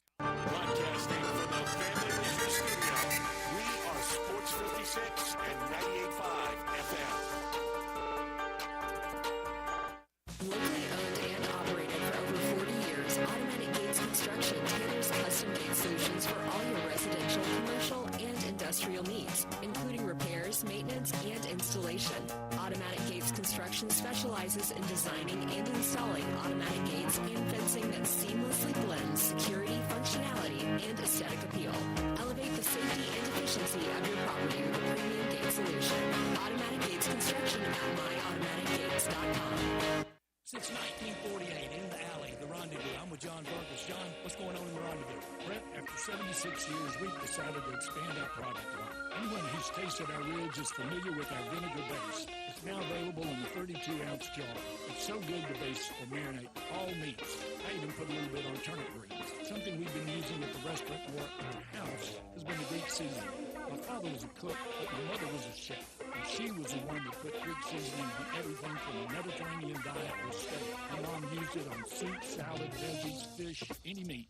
It's a great seasoning and a flavor enhancer. My brother Nick figured out salt and pepper is more than just McCormick's and Morton's. He's come up with a perfect blend we use to coat our shoulders and our brisket, and he used to make it for his friends as Christmas gifts, and they loved it. All these products are available at Rendezvous or online for shipping as gifts and in many grocery stores. And if they're not in your favorite grocery store, ask your grocer to stock it. A beloved family affair is still going strong since 1948. Rendezvous. I know it's not spring yet, but it's close, and right now, it's the perfect time to start thinking and planning for your backyard entertainment. Just so happens Family Leisure is thinking that way too, with their preseason pool and patio sale. Get 2024 pricing on all above-ground pools and patio furniture. Also, secure your spot for pool installation. That way, you can go ahead and start making plans. Lots of new inventory is en route, so in-stock patio furniture is up to 70% off. You want a play gym, a trampoline, how about an outdoor kitchen to go along with that new pool? They're all on sale too. You can get spas up to $3,000 off and save even more by mentioning this ad. You do that, you'll get a $250 gift card with a pool, spa, or patio furniture purchase. Winter won't last forever. The spring will be here soon, so get ready with the preseason pool and patio sale at Family Leisure, Rick Road off I-40, where family and fun all come together. Love is in the air, and it's time to remember all the sweethearts in your life. The best way I know is Dinstall's. It's Valentine's Day on the 14th. We're celebrating on Monday with our annual Valentine's Day remote at Dinstall's, where they make the candy on Pleasant View. We will be launching chocolate-covered strawberry season. That begins on Wednesday. Remember, nobody dips them like Dinstall's, and we'll see you on Monday on Pleasant View. Good afternoon. Clearing up a couple of wrecks out here in the last 15-20 minutes. Moving into construction this afternoon. Fairly decent as we check it out live again. 55 north and southbound between McLemore and South Parkway. It's just that time of day for it to build on 240 east here in Mill Branch all the way out to 385 as you get on to Bill Morris Parkway. Right now, that's moving out towards Collierville. No shortage of radar through Arkansas. This afternoon, you head out towards Forest City. Be careful. Lots of reports of radar there as you travel west of West Memphis on I-40. Hey, LLV offers everything a fun couple or single could want. Luxury Lifestyle Vacations offers all-inclusive resorts and cruises all around the world. Google LLVclub.com. I'm Commander Chuck. You're on time traffic.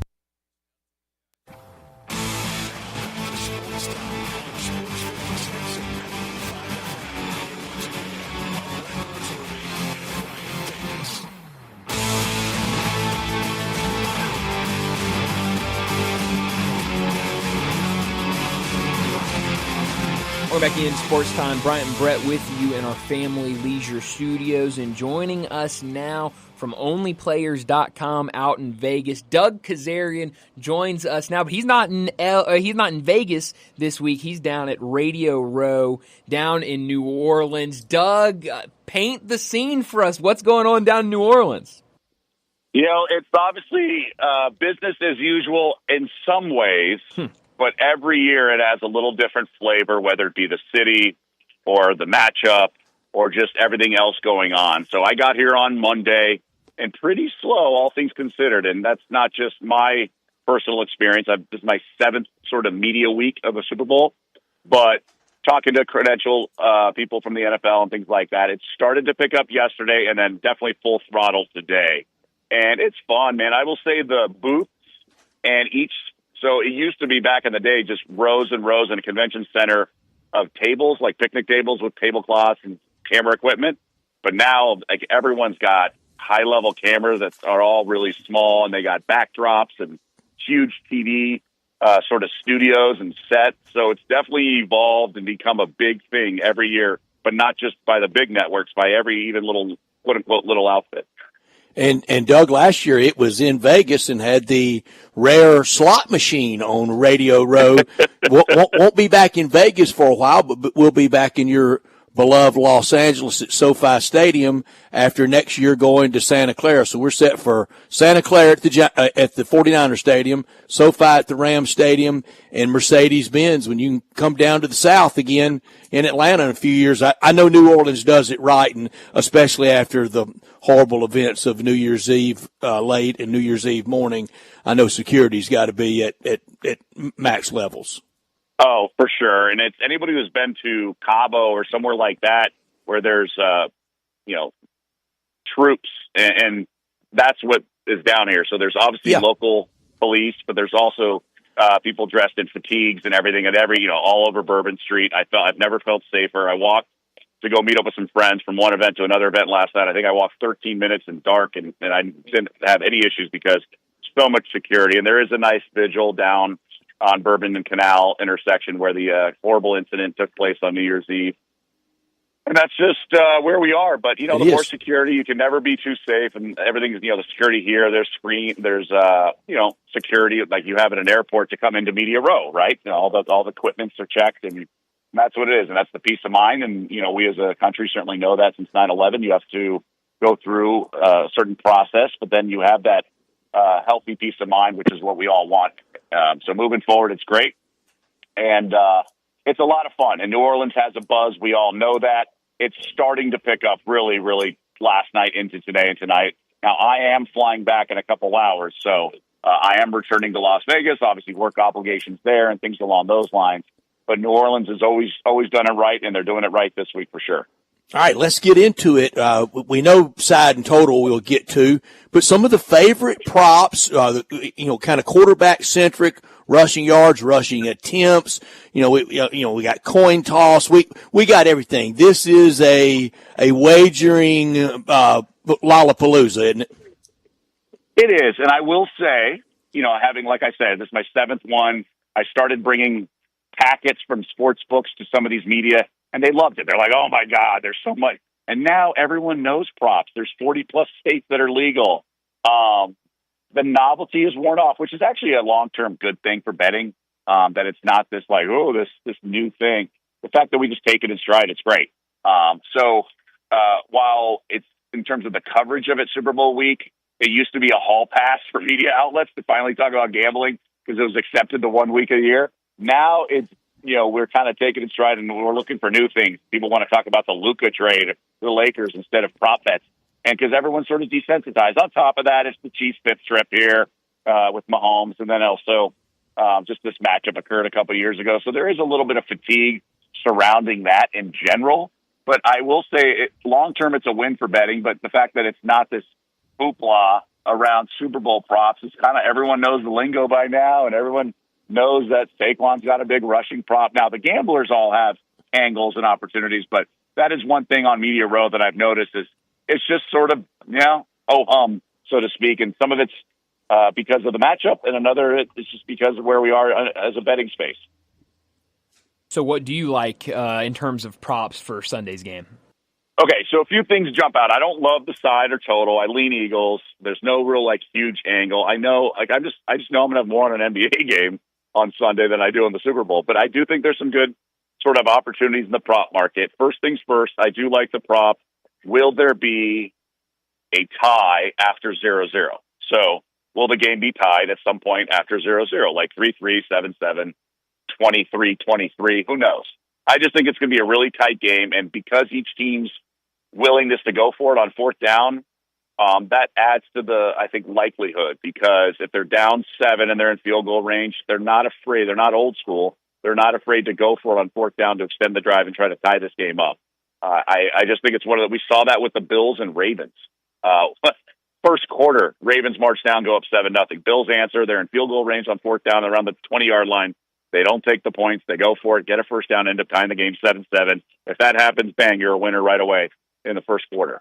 So I actually kind of lean under. So I think it's going to be a lower scoring game, less likelihood of a blowout. And this is about -135, -140. I like that prop a lot. Yeah, I like that one as well. Is there anything you like? I know a lot of people have been talking about Patrick Mahomes' rush attempts. Is there anything there with Patrick Mahomes that you like? I think Saquon under is probably a good bet. The Chiefs' strength is the rush defense. If he pops a couple, okay, so be it. You lose. Can't be afraid to lose it. Now, I personally bet Saquon to win Super Bowl MVP at the beginning of the playoffs, so I have him 25-1. So betting under for his rushing props, not the end of the world. I just think the Chiefs are going to focus on that and make Jalen Hurts beat them. So I'd also like Hurts passing yards over. I talked to a really sharp guy today, and he said the reason Hurts' passing numbers have been somewhat depressed or suppressed in this postseason is because they've played with a lead in every game. The game script's unlikely to unfold that same way. So he's going to have to throw more than he has in these playoffs just because they're not going to have the luxury of just protecting leads, especially in the second half. So more is going to be asked of Hurts. So his passing yards prop is on the low side. So people like that as well in that regard. What about punters and numbers of punts? Because when the Eagles beat New England, the punters could have gone home on Sunday morning. They never hit the field. Any chance of that? And 2 years ago, a high scoring affair between these two. What about punting attempts? Yeah, I mean, and then there's a desire to avoid having to punt the ball to the opposing team, right? Like, you give the ball to the other elite offense, whether it's Mahomes or just that Philly stacked offense. So I could see them not wanting to punt. I know a lot of people that took the under in the prop for punts in the Washington-Detroit game because both teams go for it so much on fourth down. I'm not there yet, and last year I had some props on the punters' yards. I'm not there yet this year. One I do have, and it's a bet that I did last week, and last game, and I think it's going to be a good one. Xavier Worthy rushing yards. We're looking at 5.5, and it was 3.5 in the AFC title game, and that flew over. He had multiple carries. I just think with the Eagles defense, they have one guy out, the linebacker. They have another linebacker who's banged up. Anytime you have a pass rush like the Eagles do, and who want to go north-south, you want to stretch them out sideline to sideline. So doing end-arounds, doing pitches to wide receiver. Xavier Worthy's speed is such a weapon. I think this number should be like 9.5. So I do like over 5.5. It's 6.5 minus 103 at DraftKings. So that's another one I like. But I do think there's going to be some things that you have to do against these elite defensive coordinators with Spags and Vic Fangio that is not on tape. They're so elite. We saw that on how they defended Josh Allen on that fourth down, calling that deceiving blitz and things like that they're going to have to do stuff. So I actually like a prop 13-1 plus 1350 range where either Hurts or Mahomes catches a pass. They don't do the Philly special kind of stuff a lot, but that is a prop I actually like. It's a fun one. There's a nice payout to it. And I do think there's a way that they lean on. One of them leans on the athleticism of their quarterbacks to catch a pass at some point. See, we wouldn't have got that with Johnny Unitas against Joe Namath. Look at how we've evolved, Doug. That's right. Doug, well, we aim to please on that front. That's right. That's right. That's absolutely right. Well, Doug, getting away a little bit from the Super Bowl, I know the past couple of weeks we've gotten some NBA plays for you. Obviously, trade deadline. It was earlier today. We call it the Denny Avila retirement that's right. fund. Yes, that's exactly what it was. Last week we went back to that well. Anything you like tonight in the NBA? Don't love anything. I will say Amen Thompson is the new. So when you're at this juncture of the season, you got to be careful with the All-Star break, things like that. And there's always guys who are hurt, and there's player usage and things like that. So this is constantly evolving. Well, one thing that's happening with the Houston Rockets is Amen Thompson. He's this stud who's in his second year with Houston, and he's getting comparisons to Kawhi Leonard. And so he's just uber athletic. He's had 2 triple-doubles in the last 5 games. Okay, Fred VanVleet, their normal point guard, he's out with an injury. Sengun, their center, was out. Now he's returned, so he's gobbled up some of the assists. But Amen Thompson assists at 5.5. I still like the over. Now, it is tough against this Minnesota team who's elite defensively, and Jaden McDaniels might be D'ing him up with a 6'9" wingspan, and then Gobert's a rim protector. But I think we can still squeeze out some assists because Houston's lost 4 in a row. This is a must-win. So I lean to the Rockets -1 as well, but I think that's the best way to play it. Amen Thompson, is this over? I agree with that. This is as must as it gets, especially at this point of the calendar for the Rockets. Doug, just in general, maybe not as much handicapping, but as observant as you are and sharp as you are about watching the NBA, give us the minute and a half read you have for the Memphis Grizzlies. I really like them. I mean, they dropped like 85 points in the second half. They're an absolute machine. I've only bet their team totals over. I'm afraid of them to bet against them because it's not even a Ja Morant thing. They can go off, and they're so loaded offensively. That second unit is great. I worry a little bit about the playoffs because benches typically shorten, but I also don't think you should have apprehension. Just because it hasn't happened doesn't mean it can't. We used to say that about Virginia, and then they win the national championship. We used to say that back in the day about Mickelson and Majors, and then he goes and rips off a bunch.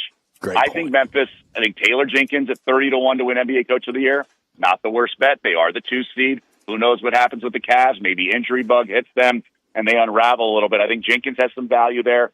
I don't hate Memphis to win the West in terms of that future. I think this team is going to be a brutal out. Jaren Jackson Jr. continues to evolve offensively, but it's really just the ridiculous shooting. And then Jalen Wells' defense, what he did to Dame the other day, he absolutely makes life miserable for opposing 2 guards. And the fact that he's only a rookie, once these guys get to the playoffs, a guy like Wells won't be considered a rookie. So I really like this Memphis team as a flyer. Everyone's just assuming OKC gets to the finals, but there is a path where they don't. We saw it last year. Injuries to their bigs can obviously wreak havoc, and I don't believe in guys like Lou Dort necessarily to make big shots. So there's definitely this is not like Durant with the Warriors when they were minus money to win the title. There's definitely you can't just assume the 1 seed of the West gets there. Is there anything you like tonight in college basketball?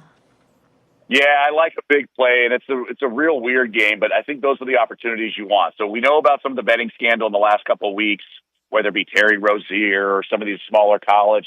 Well, North Carolina A&T has 3 guys suspended indefinitely, and it's including their top 2 scorers. Now, keep in mind, this team is 0-10 in the Colonial. They're already weak and not very good. So their team total is 66.5. Ken Pom has 71.5 in a vacuum, right, without the suspensions.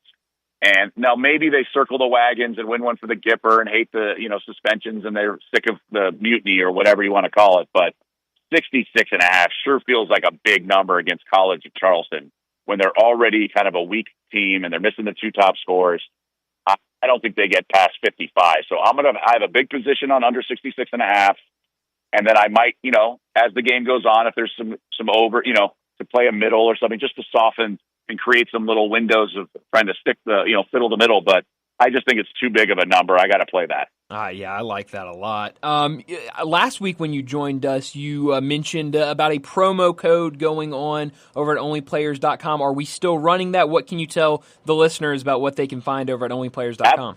Absolutely. So we are a company that has multiple revenue streams. So I'm here in the Super Bowl, and we're trying to do syndication deals. We're going to announce a syndicated show next week. So we're doing some cool stuff.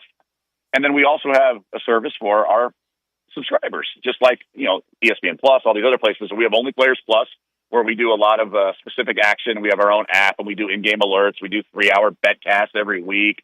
We do a lot of tutorial stuff and things like that. And we also have my betting card, in-game bets and things along those lines. So I wanted to extend a 50% discount to everyone. The promo code, really complicated, Memphis. Just type in Memphis at the checkout, and you get 50% off any package you want, and we'll take it from there. And that's as good as from now until the end of football season, whenever. We just want to extend to all our media partners like you guys doing our hits. But we just came off a 75 unit January or something ridiculous like that. So we've been on a roll here. Yeah, you've been red hot with us, so everybody needs to go cash in on that. Doug, as always, thanks so much for joining us, and we'll do it again next week.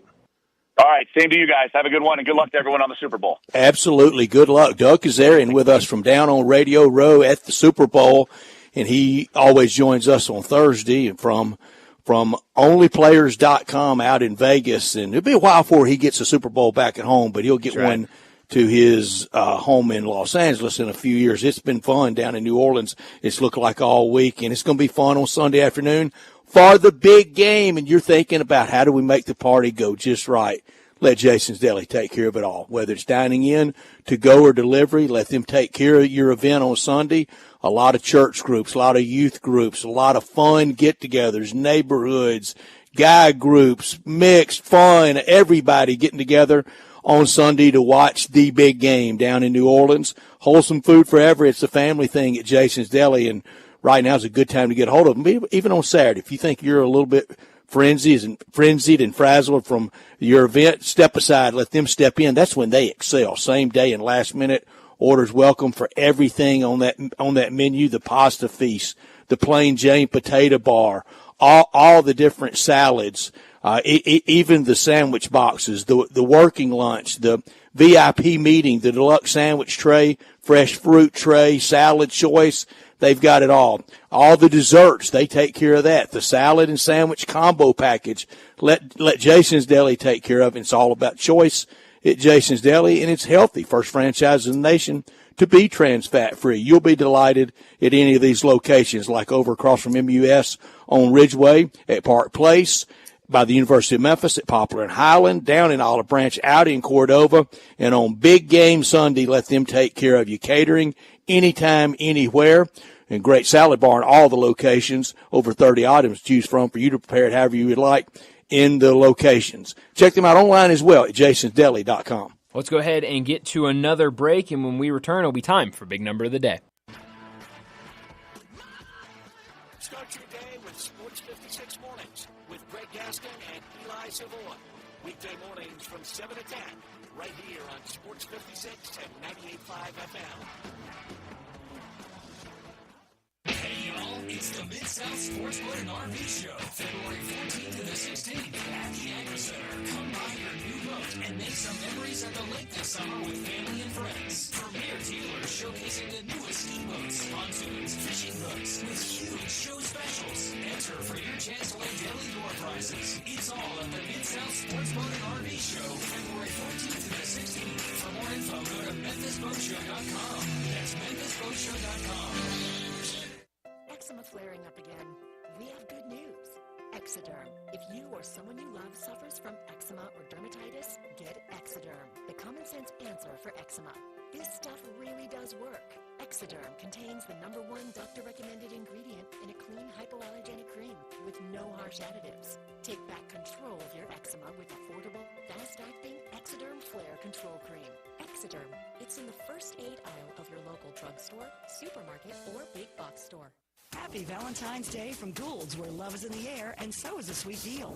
Buy $200 or more in Gould's gift cards and get 15% off. Treat your Valentine or Valentines to a little pampering, relaxation, and style from Gould's. This Valentine's special offer is available online and in store beginning Gould's February 7th through the 14th. Just go to GouldSalonSpa.com and use code LOVE25 to purchase online. Gould's Salon Spa, burning heads since 1932.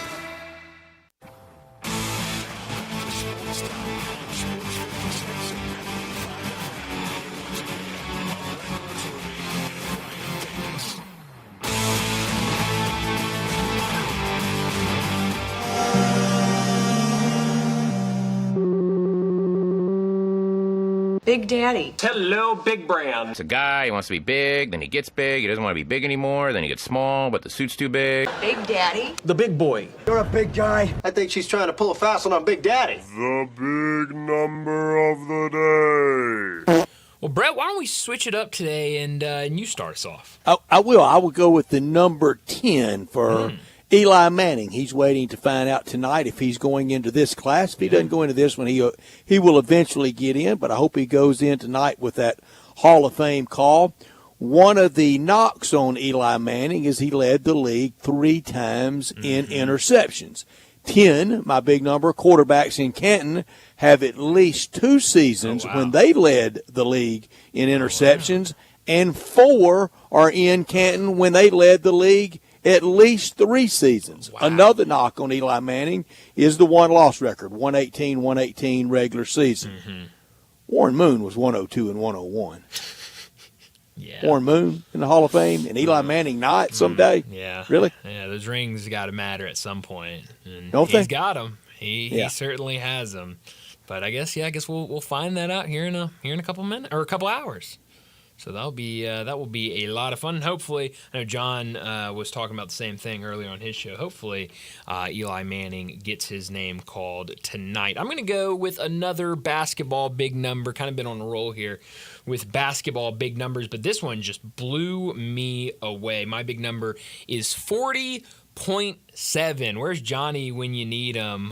Because he hated the decimals, but I'm going to go ahead and give it out 40.7. That is how many points Shai Gilgeous-Alexander is averaging over his last 7 games for the Oklahoma City Thunder. 40.7 points per game, that is a lot in those 7 games.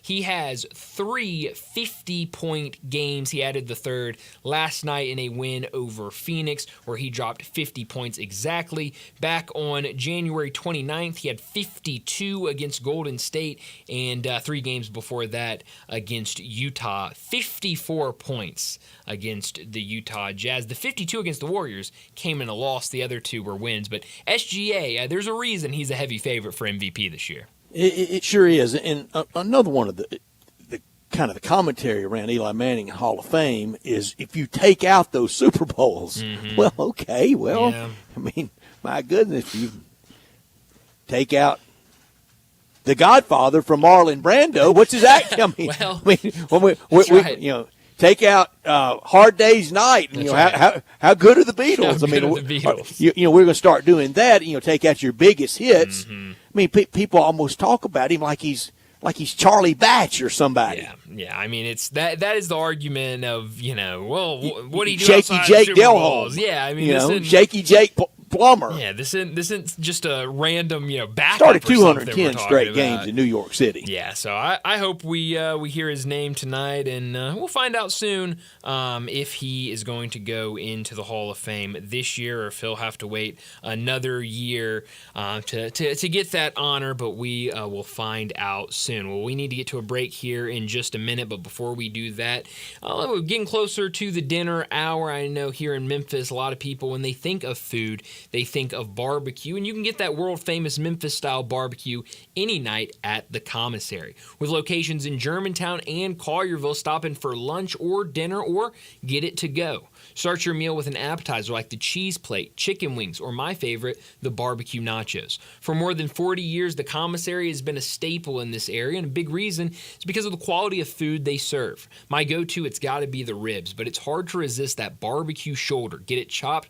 or pulled, get it by the plate or by the pound. It also comes in handy with the sandwich packs. Feed the whole group with a 6-pack, 8-pack, even a 12-pack. And don't forget about dessert like the delicious banana pudding, brownie, or the lemon ice box pie. Check out the entire menu and catering options at commissarybbq.com. Whether it's a watch party for the big game this weekend, maybe for the Tigers, or a business party, let the Commissary cater your next event. Give them a call at 901-754-5540. That's 901-754-5540, and make any event perfect. But stop in today at either location. In Germantown, open daily till 8 p.m. In Collierville, open till 9 p.m. for the world-famous Memphis-style barbecue at the Commissary. Well, let's go ahead and wrap up this hour and get to another break. And when we return, we're talking Tigers with Greg Gaston.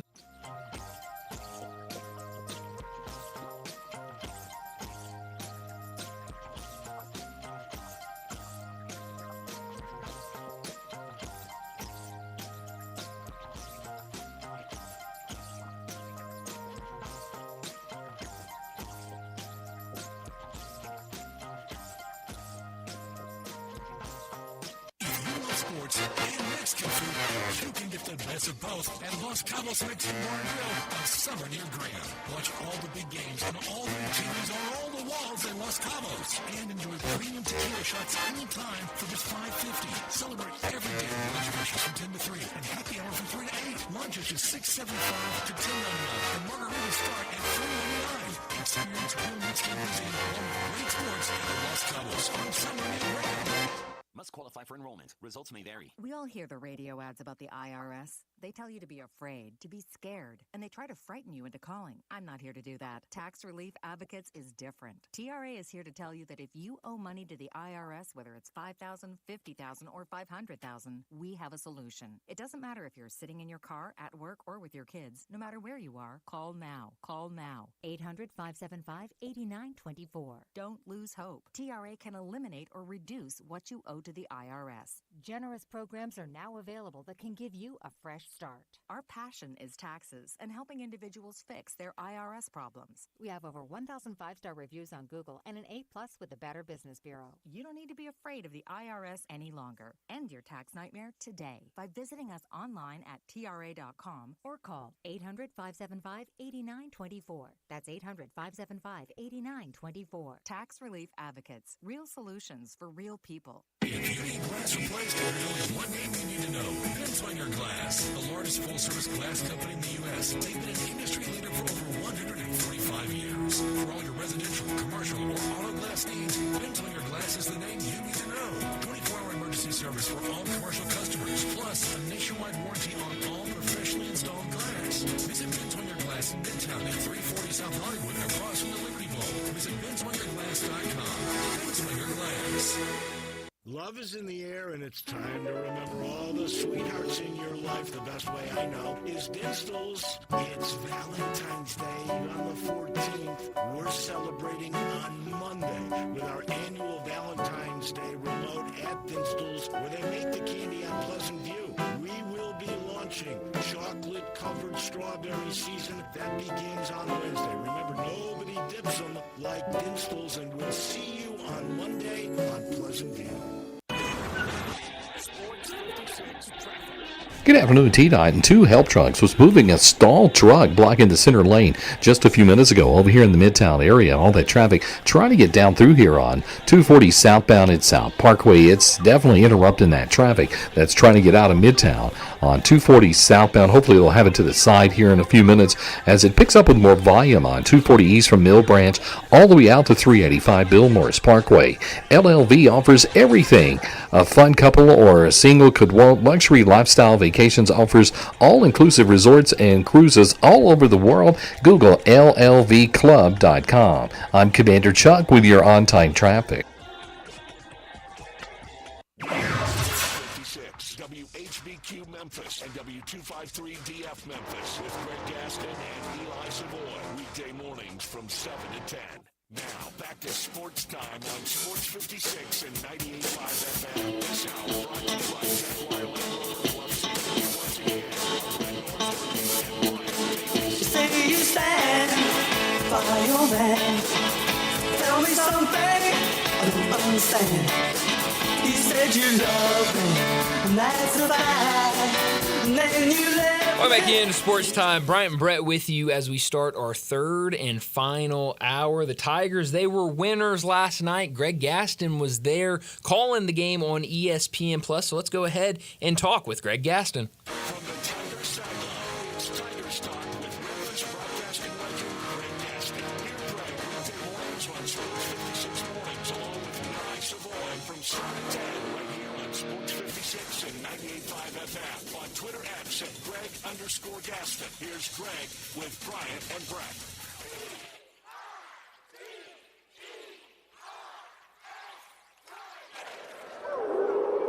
Greg Gaston joins us to talk some Tigers. You can hear him every single morning with Sports 56 Mornings with Greg and Eli. Greg, I know you were on hand last night for the Tigers win over Tulsa. They led by as many as 18 points late in the second half. Tulsa knocks down a couple of threes in the final minute or so to make that game closer. But all in all, what were your thoughts of last night's result over Tulsa?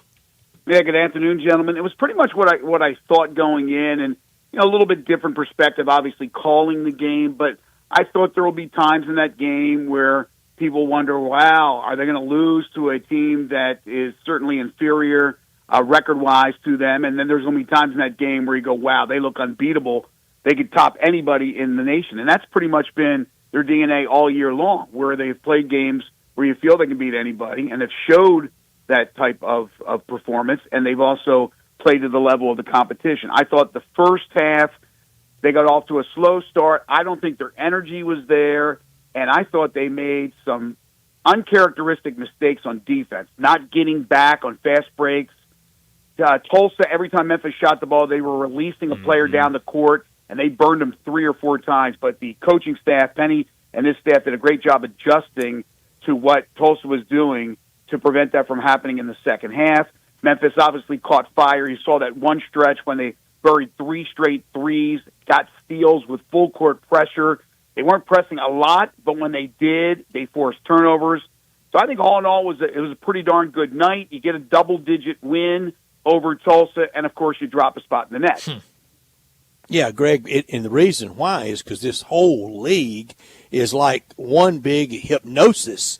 It's done it to the fans. The fans don't want to go to it. That gives you the sleepy building at the start of the game. Then when you win, you drop. When you don't play, you move up. Actually doing nothing helps you more than doing something in this league. It's a sad state of affairs. Look, Memphis is doing their part in this conference, and unfortunately, a lot of the other schools are not. They may not have the resources. I understand that. Everybody doesn't have money falling out of their pocket, but it has been detrimental to Memphis' success, and I think the future looks bright, but it all depends on whether or not Memphis can eventually get to one of the bigger conferences. What's the landscape going to be like 5 years from now, 10 years from now, 15 years from now? But it's just, some people may look at it as unfair, but it is what it is. All you can do is go out there and try to win every football game, every basketball game, every soccer match. Everything that you can do to do your part is all you can ask for. There's nothing you can control when the analytics say one thing because of the league you play in. It's just unfortunate that if you win a game, a close game, even on the road, you're penalized, or you win a home game by double digits, but it's not 25 points, it's only 12, you're penalized.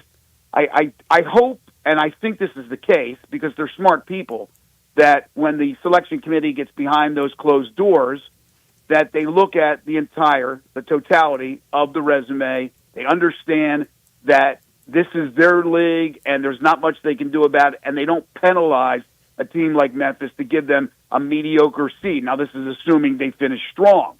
If obviously they chalk up a few more losses, that's a different story. But right now, they're in a position where you see the rankings in the polls, which don't mean squat, where they're a top 20 team, yet in the net, they're sitting at 43. Don't tell me there are 42 teams better or that have better resumes than Memphis at this point. That's how screwed up it is. But that's the analytical world that we live in. They put in this formula and they spit out those numbers, and there's not much Memphis can do. It's not fair that they have to go out there and win every game by 40. But it is what it is, and that's unfortunate.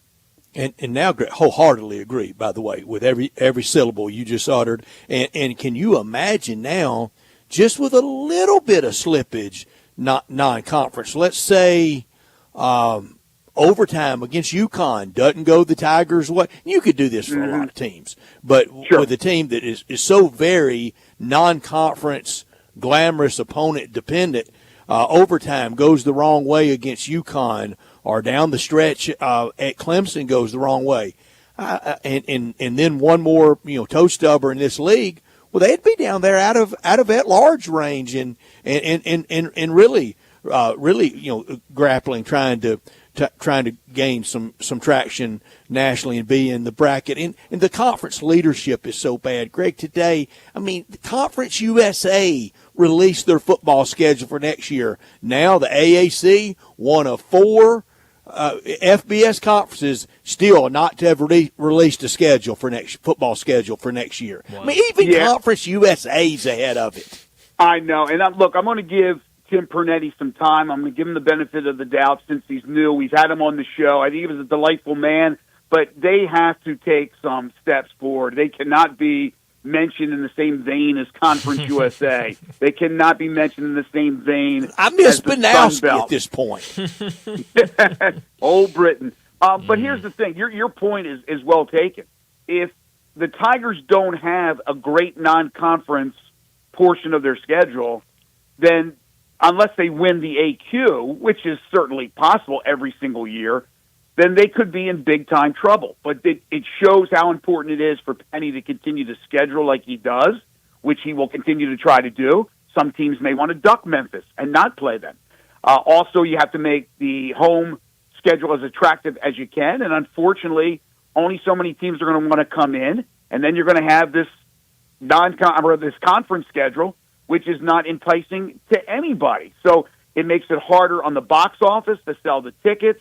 It's really a challenge. I mean, there's a lot of people over there that are working their tails off. They got a lot of smiles on their face.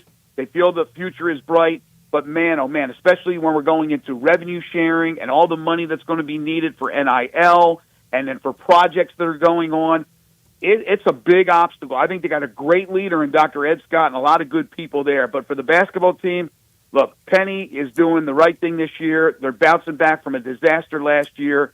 And I just hope they get the benefit of the doubt. If they continue to win, like Penny said, it'll all pay off in the end. Hopefully it will. We went into yesterday's broadcast. We had our production meeting the day before. And we were going to open up talking about the latest with Lenardi, who's the bracketologist for ESPN, so we're going to use him on an ESPN Plus game. So we go over that, and at that point, Memphis was a 4. So we went ahead, planned it all out, graphics made. The next morning, he made them a 5, meaning yesterday morning. So they dropped. They hadn't played, but they dropped a spot. New Mexico passed them. New Mexico's got an okay resume. I want you guys, if you haven't done so already, and Eli brought this up this morning, this is for all our listeners out there, go look at the net and go look at Virginia Commonwealth at number 37. Look at Virginia Commonwealth carefully. They have no Quadrant 1 wins. They have 11 Quadrant 4 wins. They have 1 Quadrant 4 loss. Memphis has a loss to Arkansas State. It's a bad loss, but Arkansas State at least has life in them, right? They may win the Sun Belt. Oh yeah, I don't think it's that bad a loss. And Memphis has how many Quad 1 wins now? 5. 5, yeah. 5 and 2. Okay, again, I'm telling you about a team that has 0 and 11 wins come from Quadrant 4. They are 6 spots ahead of Memphis. Yeah. And they don't have any wins over Connecticut and Clemson and Ole Miss and Michigan State.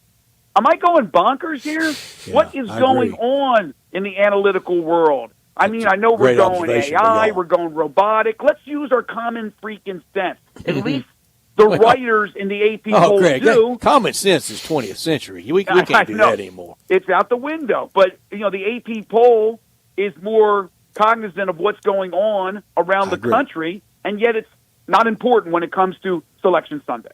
Greg, do you know whose call was it? Is it FedEx Forum? Is it in consultation with the Tigers? Is it the Tigers? Whose call was it to put up the drapery last night, cordoning off areas of the building?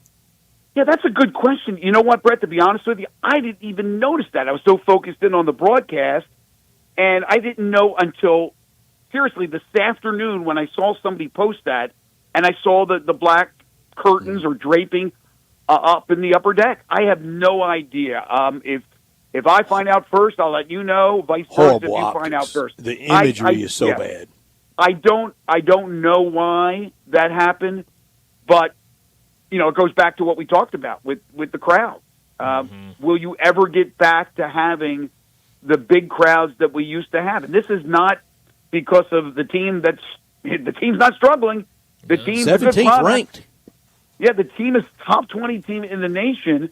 We can't tell people what to do with their entertainment dollars, but and again, you're stuck on that conference schedule. There's nothing you can do about Tulsa coming to town and Rice coming to town and all that. That's the schedule.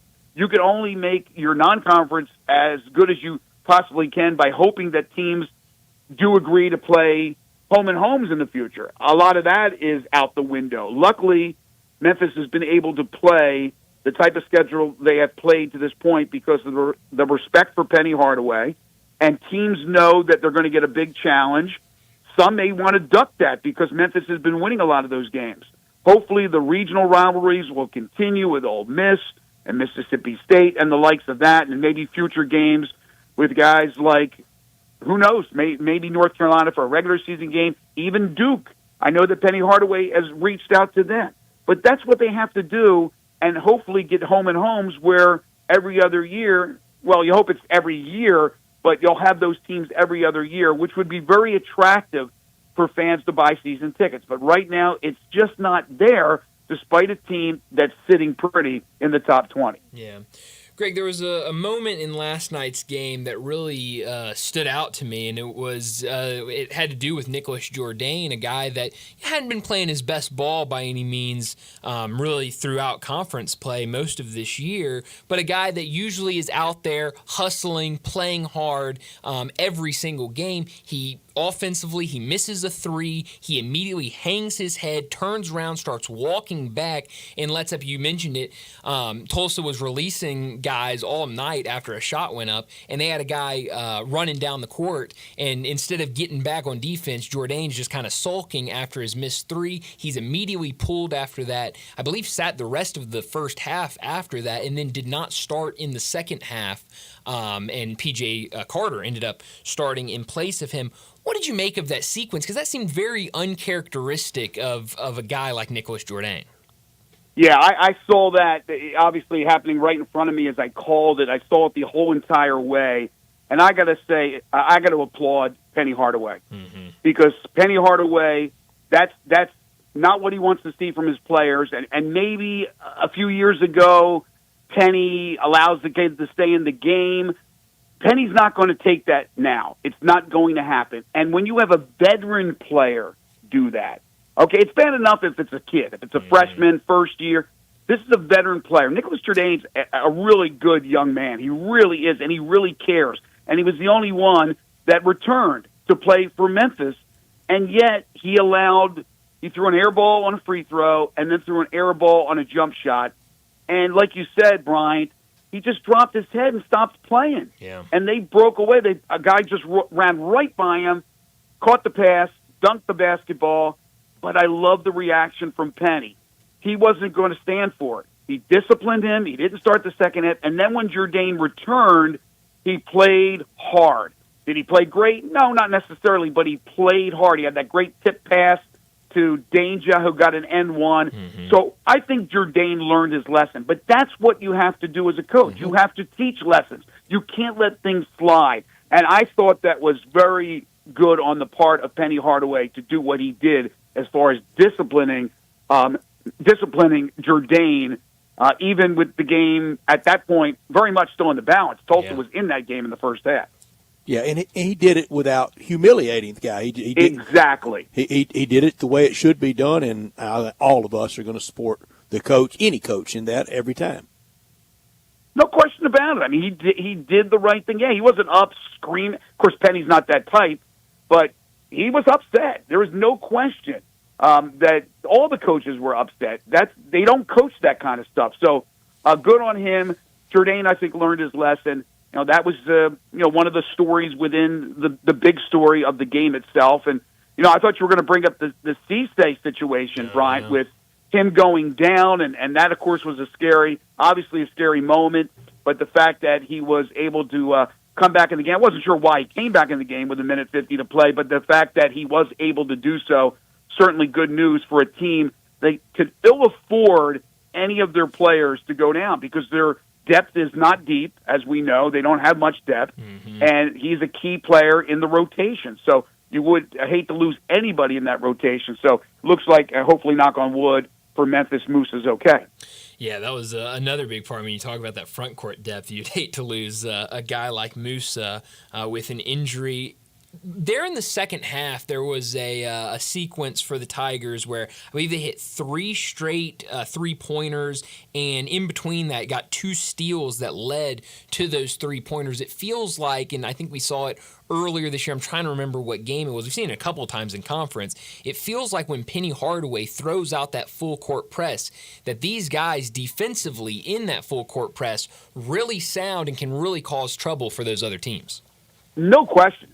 Like I said earlier, that type of play that we saw for about a 3-4 minute stretch makes me feel that they can beat anybody in the nation. Yeah.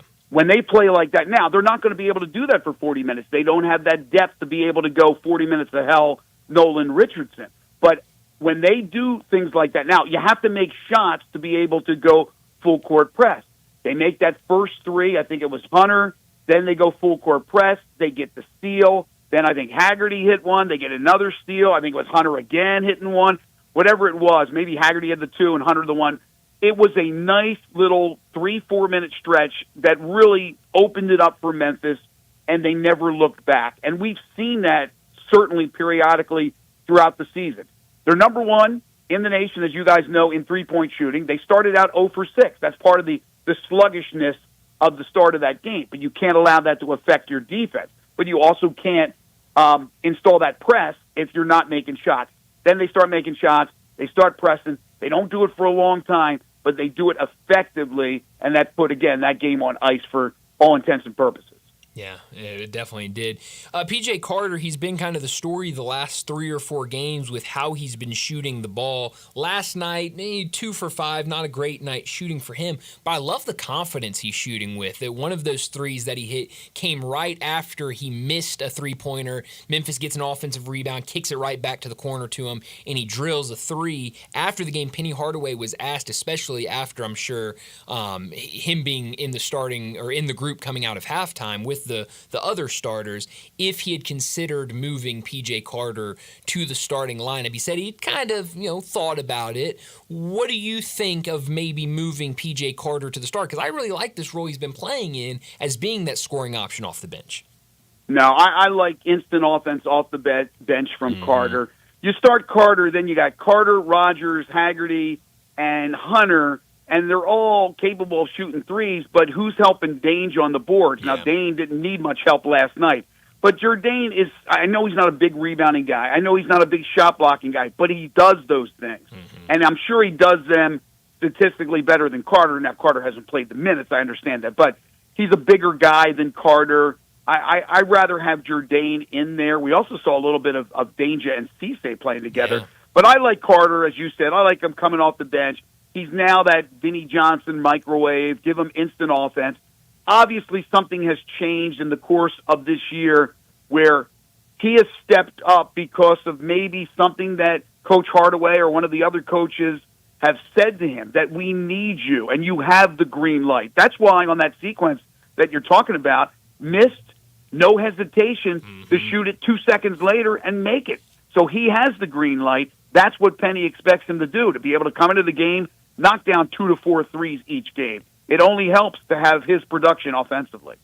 Greg, I cannot be dissuaded from the belief of if the Tigers get in the tournament, I'll even go up to 6, but for sure 5, 4, and 3. And that's about the max I think they could get to attain with the better seed of 3. But 4, 5, or 6, right now, today, February 6th, you can't shake me from the Tigers going to the second weekend and making a lot of noise and turning this aircraft carrier around on local and national perception. Yeah, I don't know if Penny would say it publicly, and it's probably better if he doesn't. I think the quieter Penny has been the better Penny, but I can almost guarantee you that if you asked him right now with this team that you have, do you think you're a second weekend team, he would say yes.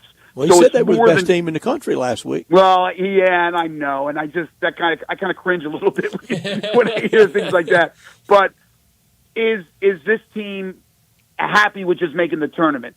No. I mean, that's the first step after what happened last year. So it's going to be mission accomplished, unless it's the biggest disaster, this side of the Titanic. But it's getting in there and making some noise. And the way you make some noise is get favorable matchups. Now, you could have bad matchups as a 5 seed, just like you can have a bad matchup as a 9 seed or a 10 seed. But I think the higher the seed, the better the chances, and the better the opportunity to get to that second weekend. So you want to finish strong. You want to keep winning these games. You want to force that committee to look at it and go, wait a minute, what are we doing here? We can't put these guys as a 5. Right. They're 20, they would be 30-4, for goodness sakes, after the conference tournament, assuming they win that. What are we going to put them at, 6? Come on, they beat all those really good teams non-conference. what are we talking about here?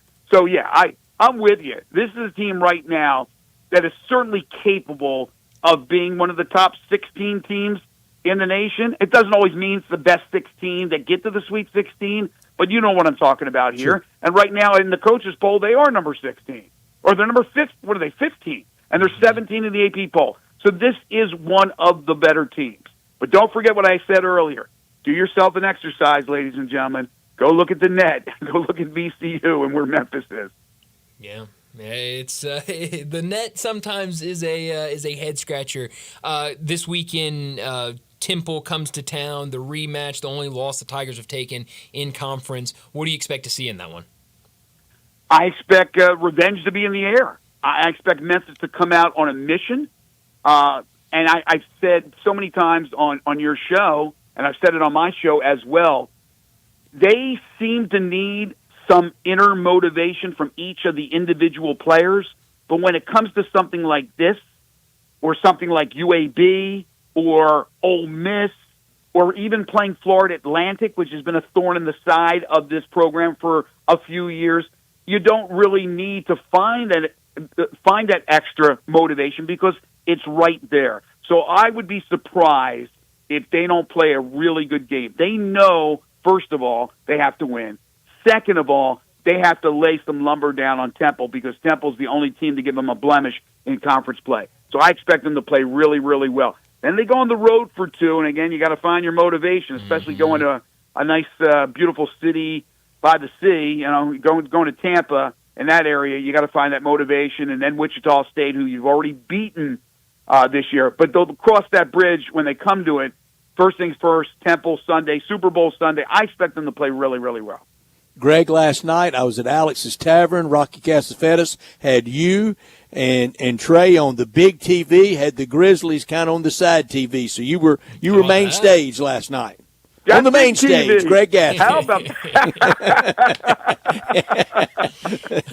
Which I know that's frightening to Mary that if she's driving and heard that. Exactly. Tip your waiters and waitresses, ladies and gentlemen. Absolutely. Right. Try the veal. That's right, yes.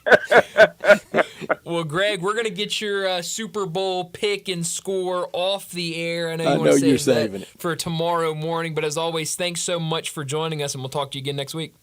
Sounds great, guys. Take care. Thanks, Thank Greg. you, Greg, so much. Greg Gaston joining us every week to talk to Tiger Center Stage. Greg Gaston. Boy, if Greg Jr. is driving down the road and hurt, and on the main stage, Greg Gaston. No. No, maybe not. Maybe not. But we need to get to a break here in a second. Before we do that, let me remind you about our 5 o'clock sponsor. It's Jaguar Land Rover Bluff City. Jaguar Bluff City has been the premier Jaguar dealership for the greater Memphis area since 1984, and their talented team is ready to help you find your next perfect vehicle at unbeatable rates. Swing by Jaguar Land Rover Bluff City today and check out the new 2025 models like the 2025 Range Rover Sport, the 2025 Range Rover Velar, and the 2025 Defender. Test drive the Range Rover Sport where luxury meets performance. It's a perfect mix of style, performance, and versatility with options ranging from 360 horsepower up to 635. It's also available as a plug-in hybrid electric vehicle with $7,500 federal tax credit when leased with approved credit. Don't forget about the Range Rover Velar, powered by mild hybrid technology enhanced with the latest well-being features and fully connected entertainment system. The Range Rover Velar is the ultimate luxury compact crossover.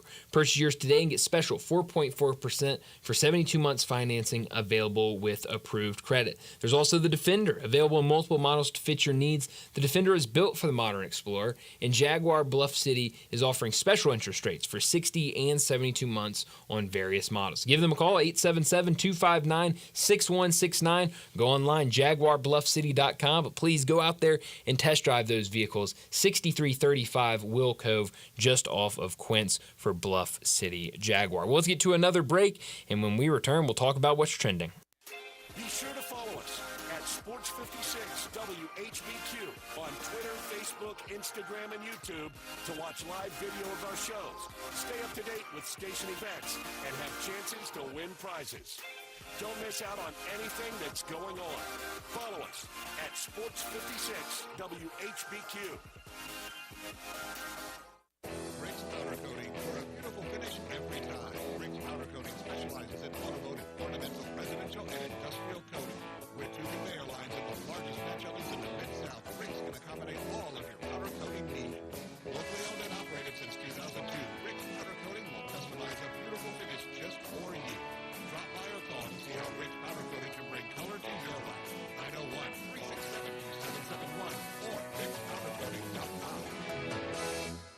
Jenkins Floors and More invite you to their retail warehouse where they pass wholesale savings on to you. Jenkins Floors in Little Rock, Cleveland, Mississippi, and now open in Horn Lake at 2356 West Goodman Road. Specializing in flooring and carpeting, tile, plantation shutters, and blinds, Jenkins makes your life easy with a 2-week turnaround. Contractors, builders, or family projects, call 662-469-9350 for a free estimate. Owners Timmy and Rebecca Jenkins say hello to Sports 56 fans and look forward to your business.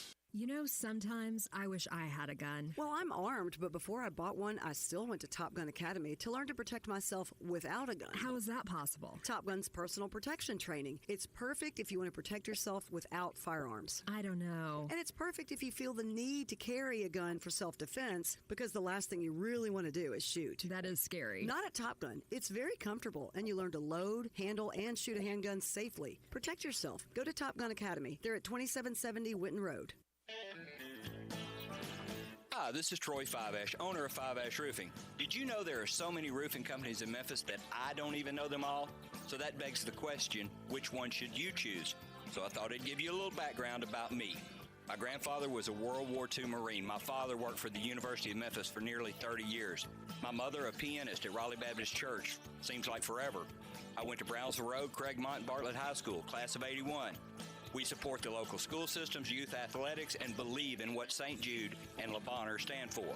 I'm a Tiger and Grizz fan. The point? Memphis is my home. Five Ash Roofing will be around if you ever have a problem with the service we provide. Five Ash Roofing, fair, honest, and ethical, with deep local ties in our community. 367-0050 or memphisroofer.com. Five Ash Roofing is what we do. We're here for you. Sports 56 traffic.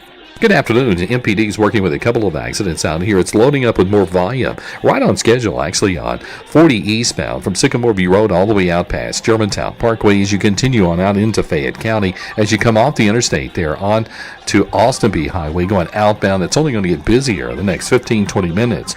If your yard needs a little bit of help this time of the year, the solution is Lawn Solutions. Over 30 years experience. Call Lawn Solutions right now at 901-867-5626. I'm Commander Chuck with your on-time traffic.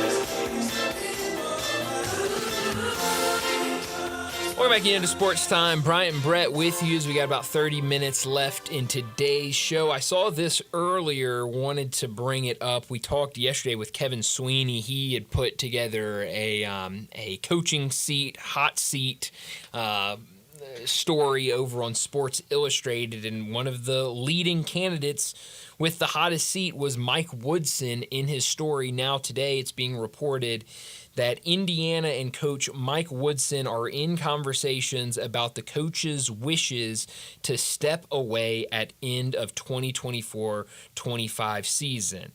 He's expected to coach the rest of the year, but it's unlikely he returns next year. The details of the exit are being discussed.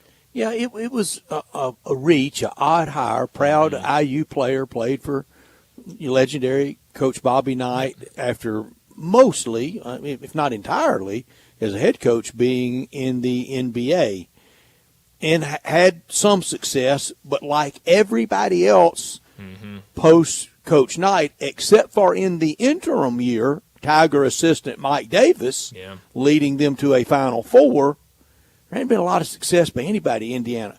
Bryant, when it didn't work for Tom Crean there, maybe even who was the coach right after Crean? Miller? That's right, yeah. Well, when they make a swing at it and can't do it, might not can be done. Yeah, I know we talked about it a couple weeks ago, maybe a month ago, about those basketball brands, and Indiana is one of the biggest, and the fact that they just have had it's the state sport. Yeah, I mean, and the fact that they've just had it's Hoosiers. So little success. Yeah, I mean, exactly. It's wild to watch, and it's going to be a big hire for them now, because those fans are not going to go through another coaching hire that does not. I mean, I'm not even saying necessarily you should be thinking of national championship at first. They just don't want to go through another one of this, where you're not even in conversation to be in the tournament. I mean, that cannot happen at IU.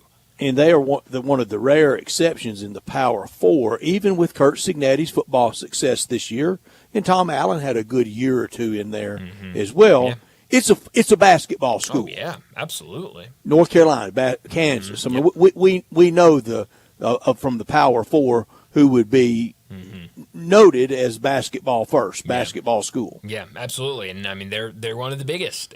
Purdue across the state from Indiana, I think the same. Yeah, and so that's going to be. I mean, that's going to be a massive hire for them. I don't across know the state, right there, right, by each other, right in state. In the state, in the state. Yeah, thank you. But no, I mean, I don't know who is going to be on that, wish list, or Chris Beard will be, and I'm not telling anything something that I know or don't know, because I think Chris will be, because his loyalty and his mentor was Coach Bobby Knight. Sure. Now that was when Coach Knight was at Texas Tech, and I don't know how Chris feels at all about how the parting was from Coach Knight leaving Indiana, but we know it wasn't good, and the Knight loyalists, I don't think we'll ever forgive. Yeah, no, certainly not. Yeah, I mean, it's a good question. I know when we talked with, with Kevin yesterday, even he was kind of pulling at straws of who they could even go out and look for. And obviously, we'll get to the offseason and go, oh, of course, these three guys are the leading candidates at Indiana. But I don't even know, how that job will be viewed by a lot of people. I think it will be viewed really well, but I don't know. It's just it's in weird Indiana. Time there. Their history, it was more than just Bobby Knight. I mean, you go way, way, way back, to almost the true false questions. Yeah. Branch McCracken, a long, long time ago. Not completely like Nebraska that did it in football, Devaney and Tom Osborne, and now been in the wilderness a long time. Devaney and Osborne were back to back. I think there was coaches in between. Bobby Knight and Branch McCracken. Yeah, so that's going to be something to keep an eye on. Some other stories coming out in the sports world. Shohei Ohtani's interpreter has finally been sentenced 57 months in prison for Ippei Mizuhara. About, 4.5 years? I mean, that's... Was he the fall guy? I don't think so. I thought so at first, but... the further we get away from it, the more it feels like. Because remember, the genesis of that story were intrepid Hollywood, and I mean it respectfully, intrepid Hollywood reporters doing a big story on well-known, big names, names everybody would recognize, and their illegal betting with a local Hollywood book. Yeah. And even some flights to Las Vegas for legal betting in those circles. And the more they dug, the more the big name came out, and we know who that big name was. Yeah. Entire story went away. It's crazy. The interpreter, I mean, he takes the hit for half of Hollywood. Because remember, Brian, at that time, people were saying this is going to be bigger than the Hollywood Madame story. Yeah. And then poof, it just went away. Just went away like that. Maybe you're on something, Brett. I don't know. Own or own two? Well, yes, that is the question. But we know money we can't imagine in that group that with friendly prosecutor, DAs, etc. They have the contacts. Let's just throw it all on the interpreter and let it all go away. Is everybody good with that? Yeah. We'll walk away. Brett, I love a good conspiracy. I mean, and I don't. Yeah, I know. And So I'm sounding like a nut. This is kind of reversal there, but no, I mean, I wouldn't be surprised. But either baseball could not let Shohei Ohtani get embroiled and be the bad guy. And he legitimately may not have been. He might not be, but probably was not. Let's just play wild card here and say he was. Let's say Shohei was the guy doing all of this. You could not have your biggest star in the sport go down with, or have that come out that he has been gambling on whatever, illegally gambling on. You can't have him scratched up. No, could not have that at all. And so that, especially when it first came out, I was like, oh yeah, this is definitely Shohei. I mean, because that just can't happen. And speaking of baseball, he speaks today, Rob Manfred, on a wide range of topics. Yeah, he did, and certainly he broke out the suggestion box again. It feels He's like digging through it, going, "Well, this one isn't bad. Let's try this one." I was about to say it almost feels like a yearly thing for him, but it's almost like a 6-month thing. It feels like every 4 to 6 months he comes out and goes, "Here's some suggestions for the sport." Great take. Kind of right now, well, I can break the suggestion box out. And maybe nobody will notice with the Super Bowl coming up. And then we head off to pitchers and catchers. He almost every year steps on opening day with some lunacy. Then we get into the year and kind of get rolling, and everything's pretty good. What's going too well? Let me get the suggestion box out around about All-Star break. Yep. And then tries to do the sport in around Fall Classic. Way to go. I'm telling you, he hates the sport more than the biggest hater ever of anything. It's almost like, we get to about, like you said, about All-Star break, and he kind of goes, well, everyone's happy with the sport right now. Let me do some damage. Maybe now is when they'll like my suggestions. We never like the suggestions. They're always If you bad. had created a Manchurian candidate, a secret mole to undo a business, an organization, an operation, a sport, and get them planted deep inside the offices of Park Avenue, you couldn't have come up with anything better than a man named Fred. No, certainly not. Certainly not. I mean, he is the perfect. He's got it all. He does it all well. He really does. It's weird. In the Cold War, you didn't have double naught spies that worked that well against the other one. No, not at all. And today, the headline going around where he said that he does not think that the Dodgers, all their spending is bad for baseball. He actually thinks it's good for baseball. Okay.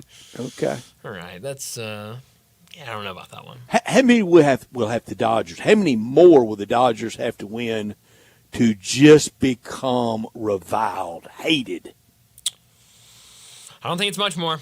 I think we're there. Yeah, I was about to say. I mean, I didn't need them winning. I hated them when they didn't win. Yeah, I think that hate was already there for a lot of people, and now, I mean, it's going to be a while before we make our, I guess sooner than you think, before we make our predictions for the MLB season. But last night, in the midst of all the trade deadline mayhem, the Mets go out there and re-sign Pete Alonso, and so.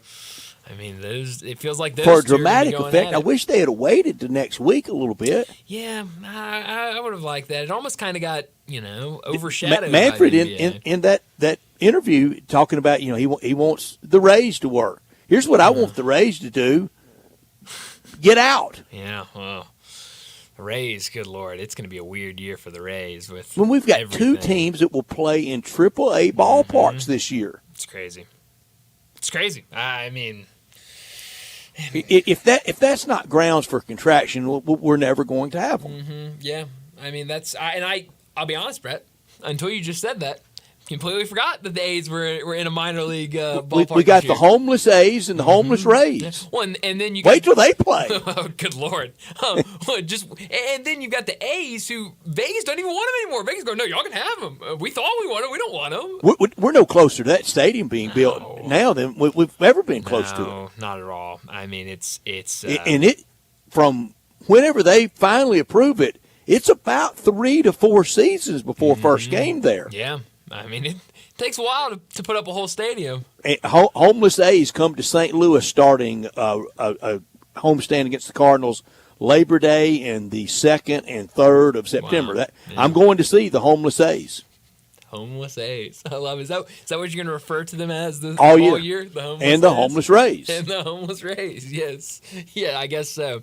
Last thing I wanted to bring up in this segment, I know you didn't watch a second of this, so I watched it for you. Don't worry about it, Brett. I've got your back. I knew you had me covered. So Liv teed it up earlier this morning. I'm guessing you did not see any of this today. I've watched the same amount of Liv as I have the TGL? TGL, that's correct. TGL. Yes. Oh, numbers way down for TGL. Squadouche, none. About 550,000 for going the way of the earlier this week. Not good. The AAF, huh? Yeah, no, not good. Not good at all. But Liv, they teed it up this morning. I think it started about 9:15-ish maybe is when they teed off. Shotgun start. We know how they roll over there.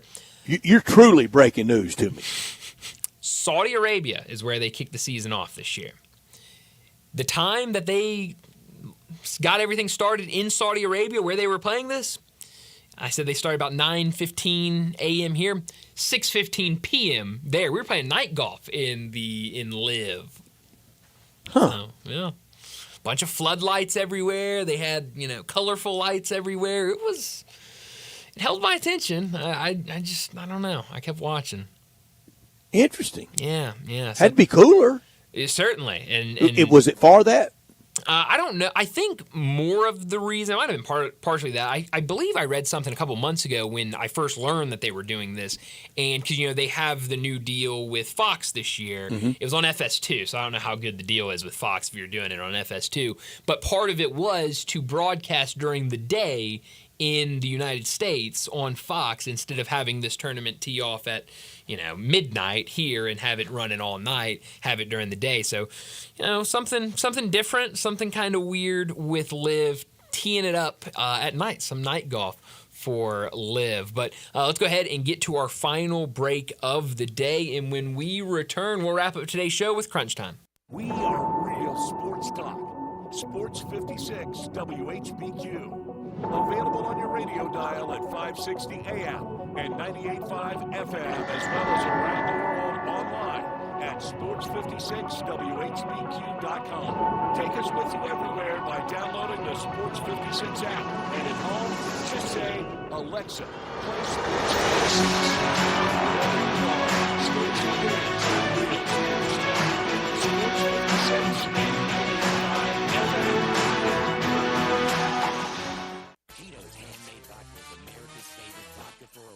From the first legal distillery in Texas, Tito's is 6 times distilled till it's just right and naturally gluten-free, making it a high-quality spirit that mixes with just about everything. From the smoothest martinis to the best Bloody Marys, beyond the bottle, Tito's has gained a reputation for giving back, teaming up with nonprofits around the world to serve its community and do good for dogs. Make your next cocktail with Tito's and learn more at Tito'sVodka.com. 40% alcohol by volume, mainly 80 proof, crafted to be savored responsibly.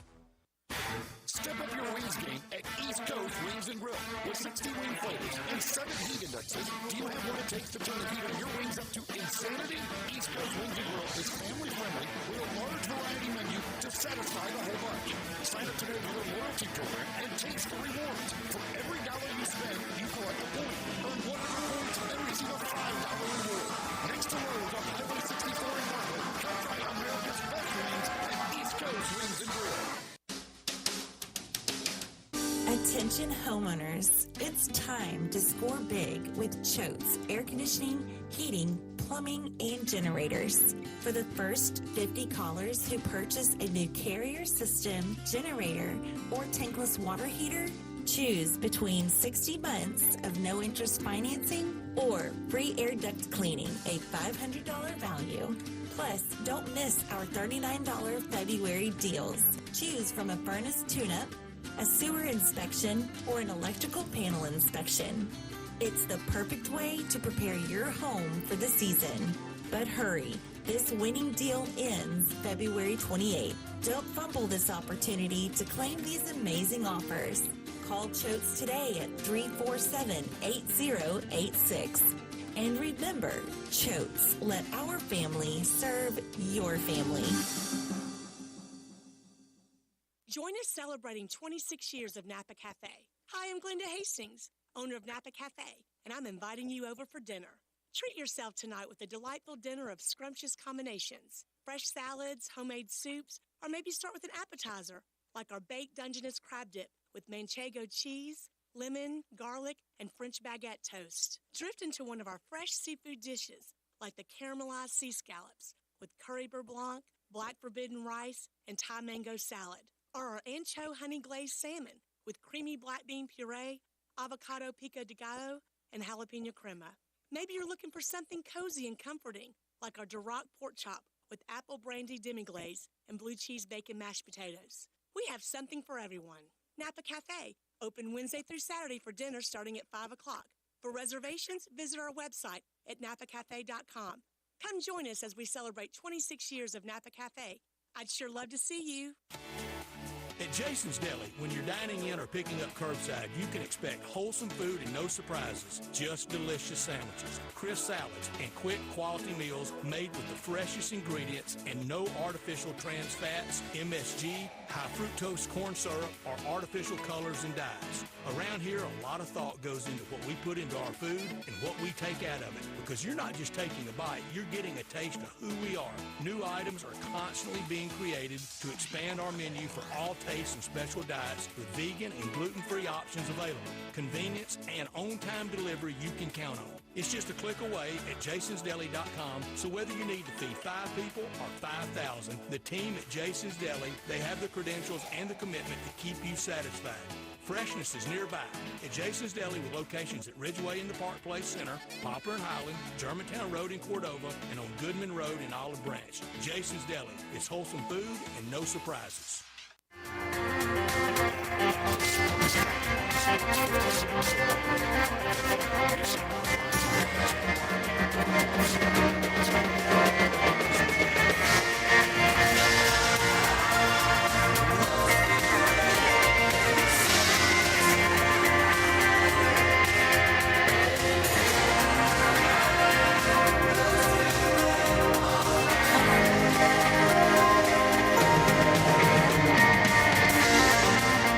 Pretty cool, and we're just getting started, so.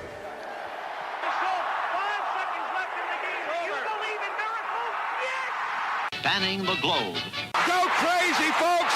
Go crazy! This is for all the biggest crunch time. You are looking live. In your life have you seen anything like that? Goodbye! Hello, Haskins. It's obviously crunch time. Hammer, nail, coffin. This baby is over. Well, Brett, what I learned today is that the Grizzlies did, in fact, make a deal at the deadline. There's been a lot of talk. What do they do? Do they do anything? I didn't think they were going to do much. If anything, it was going to be something like this, kind of around the edges type of trade, and that's what they did today. Marcus Smart, Jake LaRavia, and a 2025 first-round pick leave in part of a 3-team deal involving the Washington Wizards and the Sacramento Kings. Marcus Smart will go to the Wizards, Jake LaRavia to the Kings. In return, the Grizzlies received multiple second-round picks as well as Marvin Bagley III and Johnny Davis. There's been a lot of talk about what the Grizzlies gave up, especially in the trade for Marcus Smart, both Marcus Smart and a 2025 first-round pick going to the Wizards. But a lot of the talk about the reason they dealt Marcus Smart was to give them more flexibility financially to go out and get this extension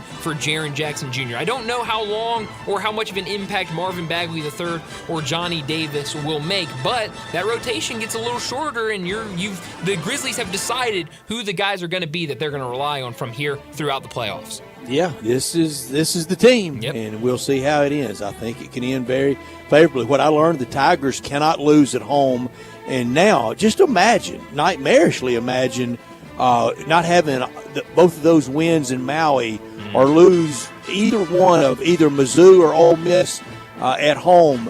The net would be outside of being even in the at-large area. Yeah. This conference just destroys everything it touched. It's done it to crowds. It's done it to net. It's done it to reputation. And the football scheduling makes me mad. Yeah, no, I didn't. That was news to me. The CUSA dropping before the American. What's going on with that? Just give us the schedule. I don't know. I don't know why they're waiting so long. What I could have done without It's also Grizzlies trade deadline related. It was reported, I guess accidentally, by Bob Myers on ESPN that the Grizzlies attempted just let one fly, just didn't snuck it in there. That the Grizzlies had attempted to make a trade to bring Kevin Durant to Memphis, but that Kevin Durant said no. So now, within the trade deadline, 2 players have said, I don't want to play in Memphis. The first was Jimmy Butler. I don't know how many people here wanted Jimmy Butler. Now Kevin Durant, according to Bob Myers, saying no in moving to Memphis. So I don't know what the deal is. I don't know why these players don't want to play for Memphis, but I like the group that the Grizzlies have right now, and that's all that matters. I could have done without the Lakers. They thought they stole Dalton Knecht. And a lot of people here are really upset that the Grizzlies didn't take him and took Zach Edey instead. I still think it shows the Grizzlies were right to make the Edey pick. It was correct.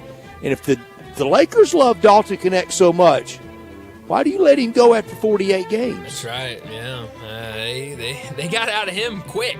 I mean, same as a lot of people are defending Dallas. Nobody knows you like the team that's had you under control. That's right. Yeah, and good and bad. Sure, and who knows? I mean, I guess you got to give to get, and their Lakers are making moves for right now. It looks like with Mark Williams and Luka Doncic. Where are you beaming tonight?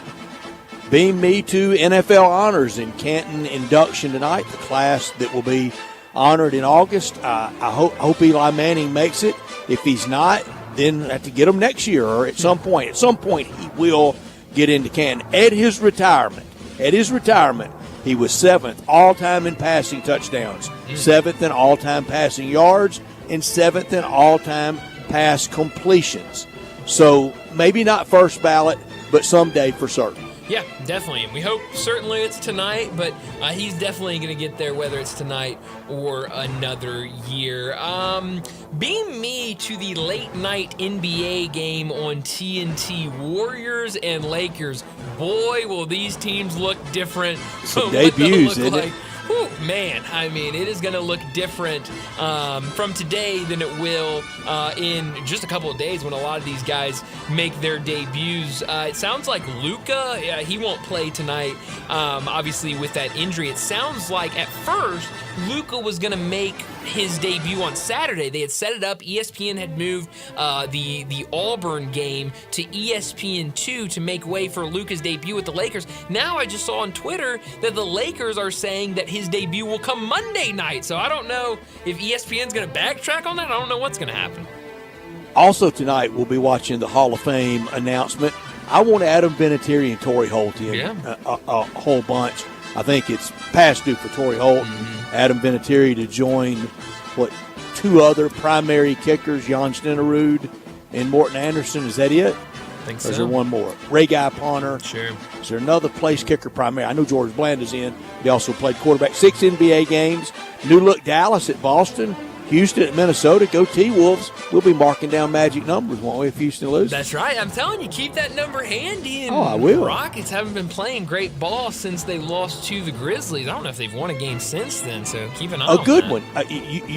Your TNT game is real good, but also Indiana at the Clippers at Intuit Dome. I'll be into it. I'll watch. I like what you did there. Yes, Intuit in the Intuit Dome. Yeah, no, some good games in the NBA. A lot of college basketball games, not a ton of top 25. I think only one top 25 team playing tonight, but it should be a good night with all of the NFL honors and the Hall of Fame class being announced. Should be a really good night in the sports world. But that's all the time we have. Enjoy your night. We'll talk to you again tomorrow afternoon.